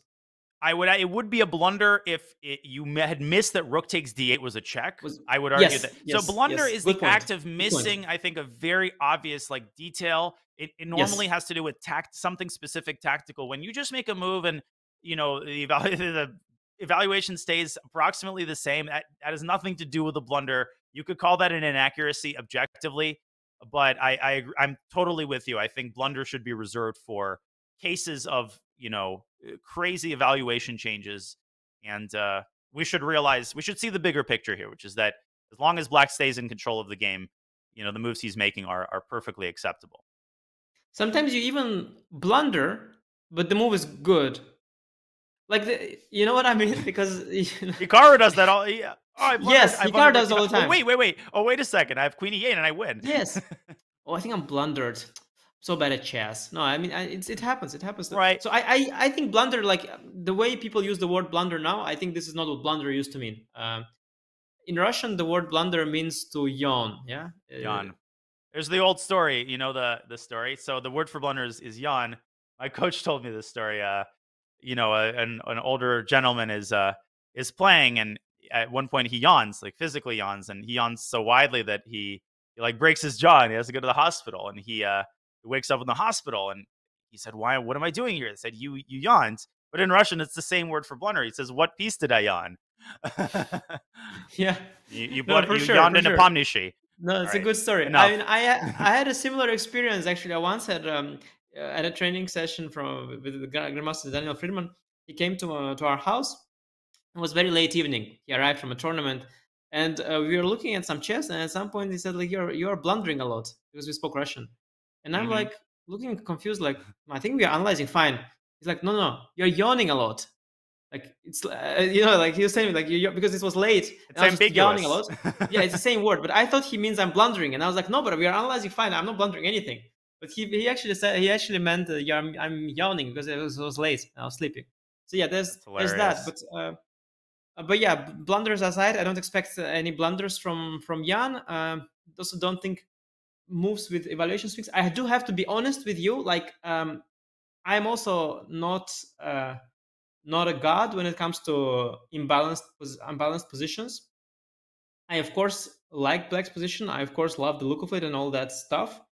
But the bar here suggests it's how much? Minus 5.7. It doesn't look to me like minus 5.7 yet. Like, no. I mean, I would estimate -3. If I had to intuitively estimate, I'd say -3. You would give it, yeah, but with what move? Let's say, I think I would need a move. I would need a move before I estimate. Yeah. No, please give me a move. Okay, bishop. I was thinking about bishop d5. The problem is that move isn't the one that you want to play because it doesn't create a threat, but it keeps the rooks on the board. I guess bishop d5 is a. It gives you your -3. It gives you your -3 though, so it's a yawn. Yeah, I made it. I deliberately made a move that brings the evaluation closer to what I want it to be. Got to your evaluation. Nepo's moved. Bishop d6. Okay, close enough. Let's see what's the eval now. It's still -5. Yeah, -5. Oh, because bishop takes f3 and bishop h2 is threatened. That's a side thing. Yeah, I mean, I think the c pawn is marching down the board actually as well. Like, fundamentally, the c pawn is sort of deciding the game as well. Yeah, I think I can get behind that. I do agree why it's hopeless. White is mainly hopeless. I mean, my first impression is not that White's completely hopeless, but the second impression is because once you start looking for moves, somehow nothing good comes to your mind. Maybe knight d4 is the one attempt to muddy the waters somehow. Create a threat. Yeah, and here Black has to find maybe like one or two more accurate moves. So I'm thinking about, okay, there's the check on h2, but then king h1. There's like bishop c5, knight e6, rook d2, but you can't just sack your queen. You have to actually calculate the ramifications. I don't think it works.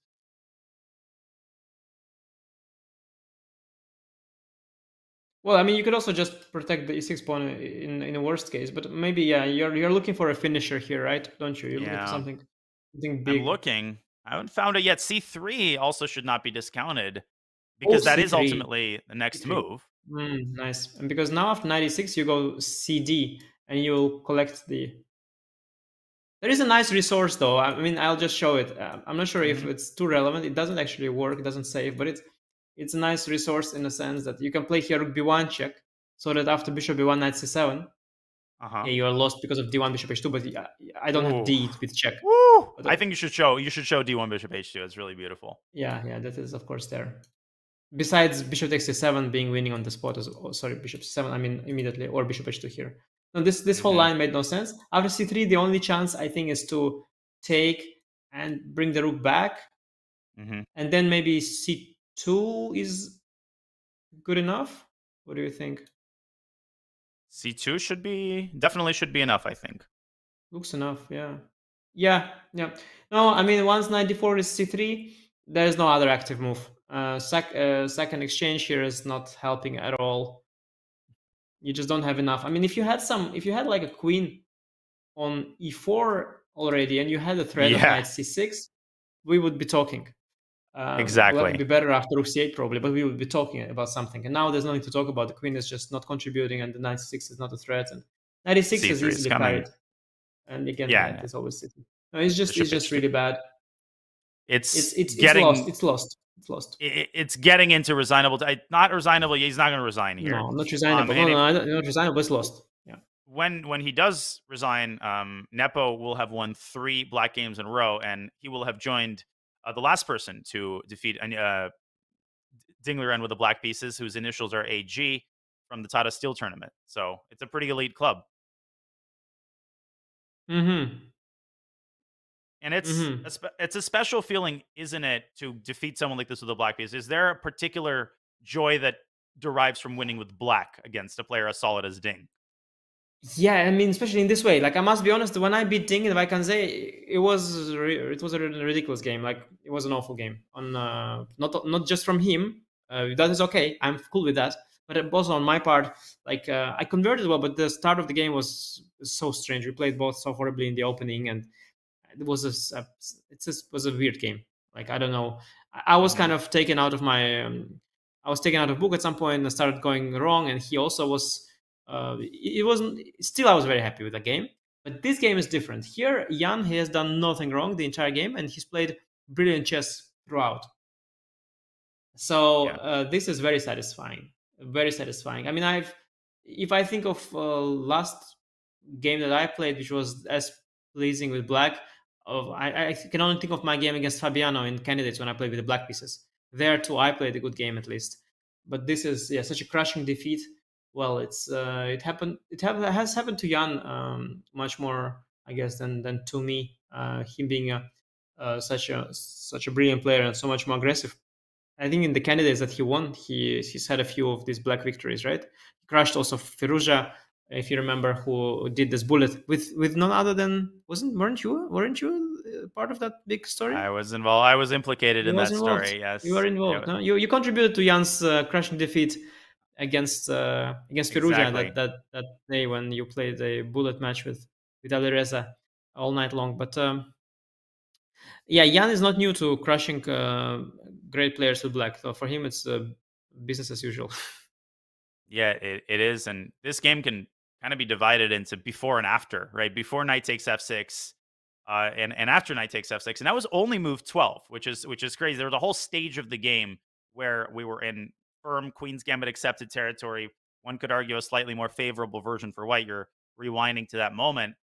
You look at, the current position, could not be more different from what we had and what we would have had after knight takes c5. And we talked about regret yesterday, right? The regret of not making just one move that could have completely altered the arc of the game. And here you have that move. You can point and say, here, this is where I let things slip. And Ding will have to figure out what appealed to him about knight takes f6 and, what went wrong in the immediate aftermath, because even after the knights were traded, it's still an unclear position. So the couple of mistakes that he played until move 20, that's ultimately what did him in objectively. Yeah, but I'm maybe I place too much attention to the opening and early middle game, but I would go back indeed to this moment, because I think chess is difficult, so you can things can go wrong in a complicated middle game, but this is just a decision moment, and I felt there was just a wrong decision.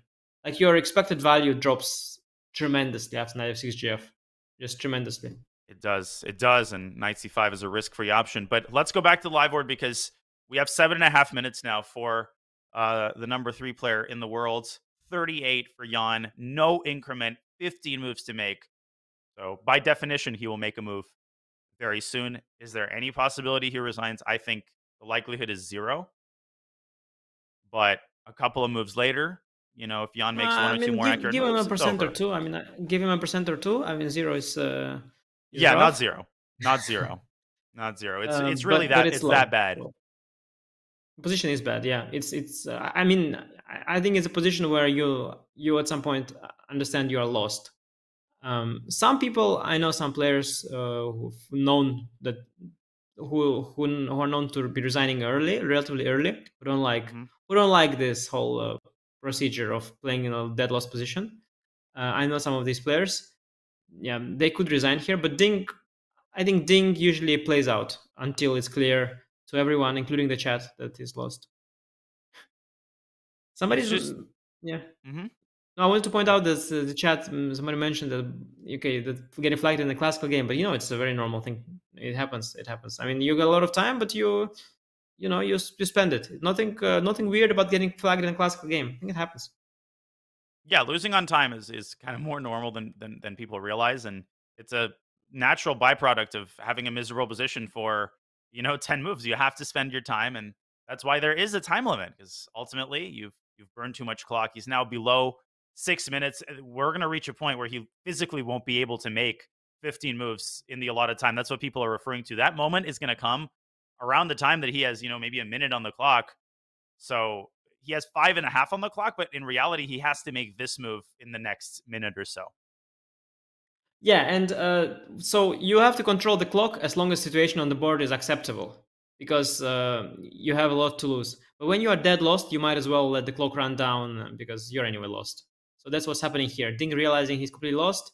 If he knew that there is any chance of survival, he would have played faster to at least keep the clock situation under control. But now that he sees he's completely lost, he's just he's thinking about the position a little bit as well, but he is just it's all kinds of thoughts are entering his mind, and he's trying to find the solution, but there is no solution, and he understands there is no point to make a losing move quickly. So he's looking for that one move that's not losing, but there's just not that move is not there. He already knows it. But he still has to get to terms with that. And okay, it's a painful experience to watch someone suffer in a lost position. But as a commentator, yeah, we have to endure that. It's part of the process. And just to summarize, Black is dominating positionally with the bishops. Black is actually up material, 2 pawns for the exchange.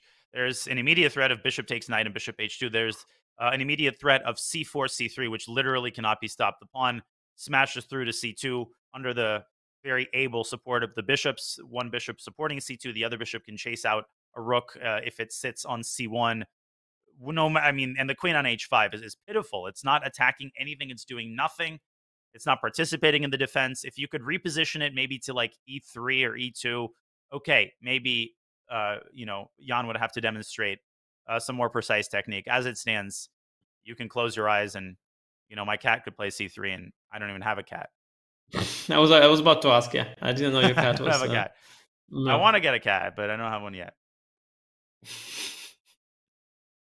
So 3 minutes and 30 seconds now for Ding. And I assigned definitely not 0 anymore. With every ticking second, the likelihood it resigns is rising. Yeah. Yeah, it's getting to 5%, especially the way he looks. Looking at the clock a bit and the body language, I give it 5% that he resigns right now. He's not even close to move. It's not like he's hovering over a square for the last 30 seconds. He has no idea what to do. 7%. Yeah. With every 10 seconds, I think it increases. And then at some point, yeah, exactly. 9%. 3 minutes on the clock now. 15 moves to make. And okay, 10%. Exactly. At 2:30, it gets to 25, I think. It jumps. At some point, it jumps. It's exponential.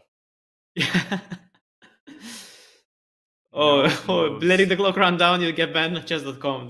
People are so nasty. Like when somebody's losing a game, they don't show compassion. They're just making these nasty little jokes, these trolls. Come on, guys. So show some love. Give some love. I mean, some support for Ding out there, please. Yeah, it's painful. Send us some long message of support. And Jan, trolling. He's got trolls just. Yeah, I mean, listen. You can be a fan of either player, but simultaneously sympathize with just the pure pain of losing a game like this. 2 minutes now on the clock for Ding. He is about to move, and he does play king h1, tucking the king away, defending against bishop h2 check, but not against c3, which Jan I think is going to play instantly. It depended from the most pressing threat of bishop f3, bishop h2, the threat that would just literally end the game on the spot, but he cannot defend from being in a lost position, and certainly not from the c-pawn running down the board. I think, as you mentioned, c3, I don't see anything wrong with it. I think it's a completely winning move, and yeah, don't see any reason why Jan would even spend a minute on this one. This is the one most GMs, I think, would play c3 within a minute, Jan Nepomniachtchi style. Yeah, and even I just ends it. Yeah, and I just confirmed with the engine just for fun. Like all the moves are around -5, or -4, but c3 is -8. So it is the only disadvantage of pushing the c pawn is that you open the b file. But first of all, the king can be tucked away on the a file very safely. and more importantly, there's not even a check possible on the p file because all the squares are taken. So there is no downside to pushing the c pawn. It just gets one step closer to promotion, and that's visible to the engine, but also to a human. So Jan, once he comes back from the rest area, will play c3 instantly. And to me, the time that you spend watching your opponent think, or quote unquote think, in lost positions is infinitely more agonizing than, because when you're thinking, at least you're checking, you're trying to find resources. When you're waiting for your opponent to find a move that you know he will play, but you're going through the motions, it's excruciating. You're sitting there, you know the game is over, but you feel like you have to make a couple more moves. You have to try for that 0.001%. And here comes c3. Jan made a face. I don't know if you noticed. He made that small face of I have no idea why you play king h1 and what you have in mind for c3. And now, yeah, he's making that move. Resign, please, is what Jan is saying with his eyes. Ding's going to take on c3 first, and Jan is going to recapture. Also, you keep the thermos in the other hand, which sort of implies that you no longer take this seriously anymore. This is a little body language hints that suggest that, okay, it's all like, I don't even literally don't care. You're ready to get going, basically. And I always correlate the drinking of water with a sign that you're satisfied with your position. I've noticed that a lot. When you're happy with how things are going, you're much more likely to think about staying hydrated and let me take a sip of my delicious tea while I enjoy my winning position here. Okay, now the likelihood is going up to 50%. Nepo is going to go c2 in response to this Ding's move, rook d4. Little guy Prague from India, Little Prago, he had this thing at some point. He had this meme that whenever he would get a winning position in the store, online champion store event, he would take a sip out of his water, only when he would have a winning position. So it was very, very unpleasant. I had one match against him at the time, and I lost a couple of games. It was very unpleasant. Simply, you already know you're lost, and at that moment he takes a drink. It's just these little kids with their little trolling tricks. It's annoying. It's tilting when you're losing. Yeah. It's tough. And here body language, but also the position suggests that it's handshake is coming.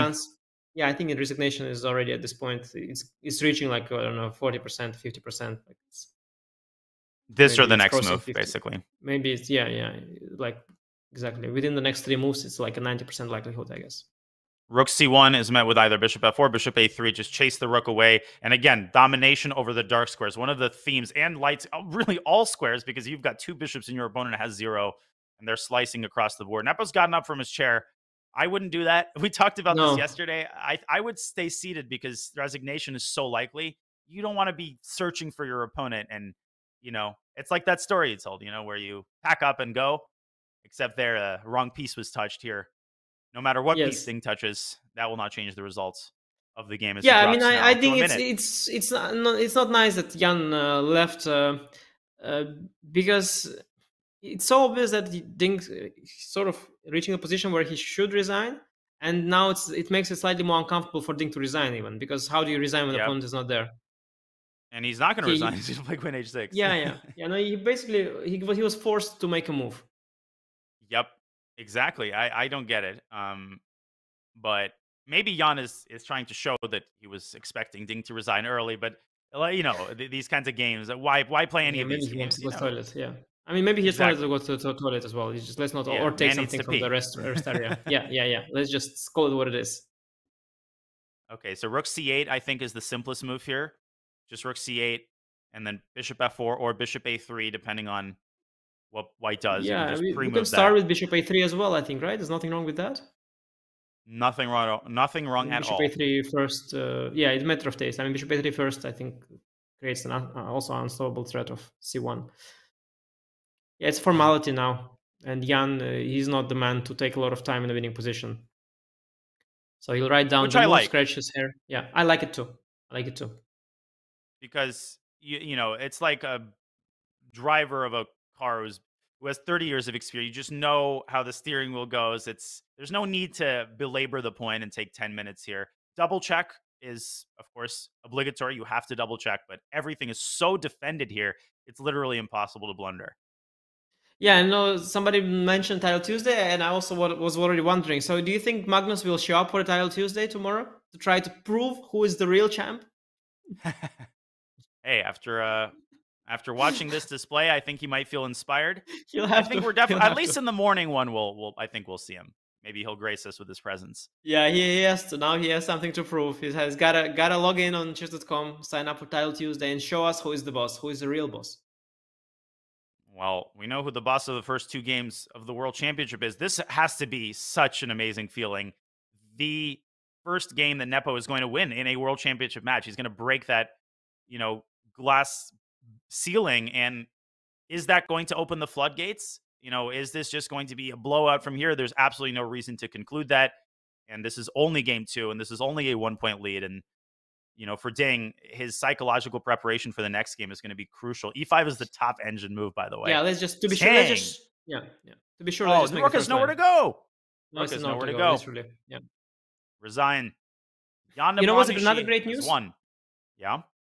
Another great news is that now that the balance has been disturbed, the players, the draws no longer retain status quo. So every day now there's Ding who's going to try to come back, and there's going to be action. There's going to be even more action, and that's really wonderful.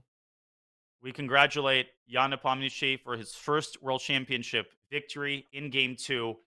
He now leads 1.5-1/2. Before we tie up some loose ends and take a look at the scoreboard, let's quickly run through the key moments in this game, because once again, it was a tale of almost 2 games. And it's hard to imagine that 4H3 occurred in this very same game. We were hyping up Ding's opening choice, an incredibly rare move with just a handful of games in the database, in a position where the Catalan or the Rogozin is automatic. He plays H3. It's kind of a waiting move. Anish, I think you characterized it best, kind of trying to drag Jan into unfamiliar territory, and he sort of succeeded, didn't he? He did. Jan was in unfamiliar territory, spent a lot of time, got this very complicated position, went for a variation that is theoretical with a tempo more for black, but somehow, for some reason, Ding didn't go for the most obvious knight c5, which would keep the position a lot more safe, especially if white knows how to proceed. This leads to a pretty one-sided game. Instead, Ding decided to go for this very sharp, very complicated knight f6 gf, which even objectively is quite dubious for white, especially followed up by e4. And from then on, it was just one-way traffic. And just excellent moves by Nepo all throughout the middle game. In particular, I just want to highlight knight c6, move 19. I think the board as a special canvas. mention to f5 as well. It was definitely a blow, followed up by indeed this move knight c6, setting up this wonderful exchange sack with rook g5. I mean, really, after knight f6 gf, I think Jan's play just so nice to scroll through. So if you're following this game, you are out there on your mobile device or desktop computer, just once again go at the start and just click the next move, scroll through the game, enjoy how Jan brought all his pieces to the best squares, and then here with f5 open this diagonal, then brought the knight back, sacrificed the exchange, and in the end just crushing through. Beautiful game, ending with a resounding victory and a completely dominant position in the very end. What a incredible performance by Jan. He wins the second game. He now leads, as we take a look at the scoreboard, with a score of 1.5-1/2. You can see there the result has been marked in game 2, and he has won the second game. And now Ding Liren, he's got some coming back to do, doesn't he? At the 2021 yeah, and maybe not in the next round, because next round he's playing with the black pieces. I think if anything, Jan will try to keep pounding and try to put pressure with white. But first, Ding should probably try to stabilize the ship, try to get the draw in game 3, and then in game 4 with the white pieces try to strike back. That would be the plan I would recommend him to follow. But Jan also has his own thoughts. Jan will put pressure in the next game for sure, because when somebody's down, you gotta keep pounding. That's the way to play these matches. Yeah, and as you said yourself, this doesn't mean that Ding now has to win game 3, or he has to play, e4, b5, and unbalance the game at all costs. That would be an amateurish approach. That's not what Report is going to recommend. That's not how Ding is going to handle it. He is known for his comebacks. He's going to play solid in game 3. I think he's more than satisfied with the draw. It's the white games that he really will have to pounce on. And, the one good thing about facing Jan is Jan's such a combative player. I mean, you're going to get your chances. You're going to get combative games every round. So I don't think Ding should catastrophize and, pretend like the match is over. And he's not going to do any of that. I mean, he's a professional chess player. Yeah, exactly. But we'll see. In any case, a wonderful start to the match. No more, talk of the draws, and then we have to explain people that no, the draws we're fighting, all the blah blah. Now, no, we got us our scoreboard with the one there for Jan, a 0 for Ding. Everybody excited to see it. I think very early to tell, very early to write Ding off. He is known for his comebacks. He is known for, unfortunately, also known for bad starts. So nothing too dramatic just yet, but he has to definitely find the momentum and recompose himself. But if he brings his A game in the next game, or perhaps in his next white game, then I think things can turn around. And, if he comes back, the momentum will be back with him. So everything still to play for. We just started with a wonderful start. And he can take solace in the fact that the last time someone lost with black with white in game 2 of a World Championship match was Veselin Topalov against Kramnik in that 2006 match we talked about. He ended up losing the match, but at one point he tied the score. So he was down 2-0. He came back. There's so much chess left to be played. This is a best of 14 affair. First to 7.5. Nepo's at 1.5. 6 points is what Nepo will have to get from Ding in the following game. So there's so much chess left to be played. The next time that chess will be played will be on Wednesday. Yes, that is not tomorrow. Tomorrow is Tuesday. That's Title Tuesday. That is a rest day. There's no more than 2 days of chess played before a rest day. So tomorrow the players will recover after the start of the match. And then Wednesday at the same time, 2 a.m. Pacific, 5 a.m. New York time, and 11 p.m. Central European Standard Time. It's always the same start time. We will have Game 3. Anish, it's going to be awesome. And we have someone else who's awesome that will be joining us, won't we, on Wednesday? That is that is true. We'll have I believe David Howell joining us. Oh, I nailed that one. So you put me on the spot there. I have to say, yeah, we will have a wonderful coverage there, and I'm looking forward to that already. Unfortunately, tomorrow is rest day. I always have withdrawals. Always want I want them to play every day. I want more action, but players need their rest. They need to prepare. So we'll be back the day after tomorrow. Yeah, we will. And then, of course, Thursday, you can see that there's Game 4. There is another rest day on Friday, and then Game 5 is, of course, on Saturday at 2 a.m. Wow, this game ended up lasting 3.5 hours, which for a World Championship game with this time control is incredibly short. I honestly feel like we just got started. It's light outside now, so I can see the time has passed, but not a lot of it. Yeah, I mean, this is what you call like getting crushed. That happened. It has happened before. I've told you, somehow Jan's games, sometimes it happens, and you just crushed him. Nothing else. You cannot sugarcoat it. It's just what happened. It was quick. It was brutal. It went downhill very fast. Already, okay, move 12, Ding was out of book, and by move 18, 6 moves later, he was lost, and by move 29, he resigned. It really was a quick game, both. And also, Jan is known for these quick conversions, right? He doesn't take extra. Jan could have spent an extra half an hour. Magnus would. Magnus likes to spend time in winning positions. Jan could have finished the game with 20 minutes on the clock. He chose to finish it with 40 and didn't even reach second time control. So yeah, no, we didn't waste any time. Jan didn't waste anybody's time. He just came, saw and conquered and left. He did indeed, Veni Vidi Vici, and now Ding Liren has a comeback to make as he stands down a point. And now, ladies and gentlemen, time has come for us to wrap up. So first of all, we would like to thank everybody in the chat. I think there were over 30,000, maybe even over 50,000 across the platforms cheering on your favorite player in this momentous match. Our amazing production team at chess.com, our producer Hala, for another excellent broadcast. And of course, Anish, it's always an honor to commentate with you. I can't wait. I can't wait for Wednesday, but the game is over. Jan Nepomniachtchi has dealt the first blow at the 2023 FIDE World Championship. And now, as we wrap up, as we head into the rest day tomorrow, we will leave you with some of the best moments from the World Championship thus far. We bid you a great rest of your day. Bye.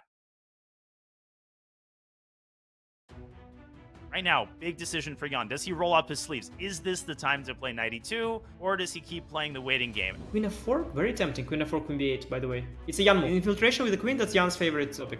He smells blood. Watch this. I know this. There I know my man. I know my man. F4 has been played. Ding is up from his chair. He's definitely surprised by this move. Something's gone wrong here. Somehow he missed something and now he's just slightly lost the thread. We're about to find out the first move of game 2, ladies and gentlemen, of the FIDE World Championship. And it is indeed 1d4. Whoa! What? He mouse slipped. The G pawn is the one, it's the other one. This is crazy. Jan's facing some new problems and the price per move is very high because maybe c4 is right, maybe b4 is right. So I think he's in a very tough spot and I don't know how he ended up there after h3, but he suddenly ended up there. Incredulous Jan Nepomniachtchi thinking, where is my opponent? Disconnected. Disconnected. Exactly, yeah. Now this bishop is raging and the rook is raging. And no, I think I'm going to stand by my prediction that Ding is getting crushed here. And Nepo, I mean, he just senses it, right? He senses that Ding is losing the flow of the game. Look at it. It's unbelievable, by the way. I mean, it is unbelievable. He's got 56 minutes. There's absolutely no need to play it this fast. This is Jan at his best. When it's a great Jan, it is the most impressive player in the world. He spent like 10 minutes on his last, I don't know how many moves, as if they're obvious, and he's just crushing the guy completely. His psychological preparation for the next game is going to be crucial. Another great news is that now that the balance has been disturbed, every day now there's Ding who's going to try to come back.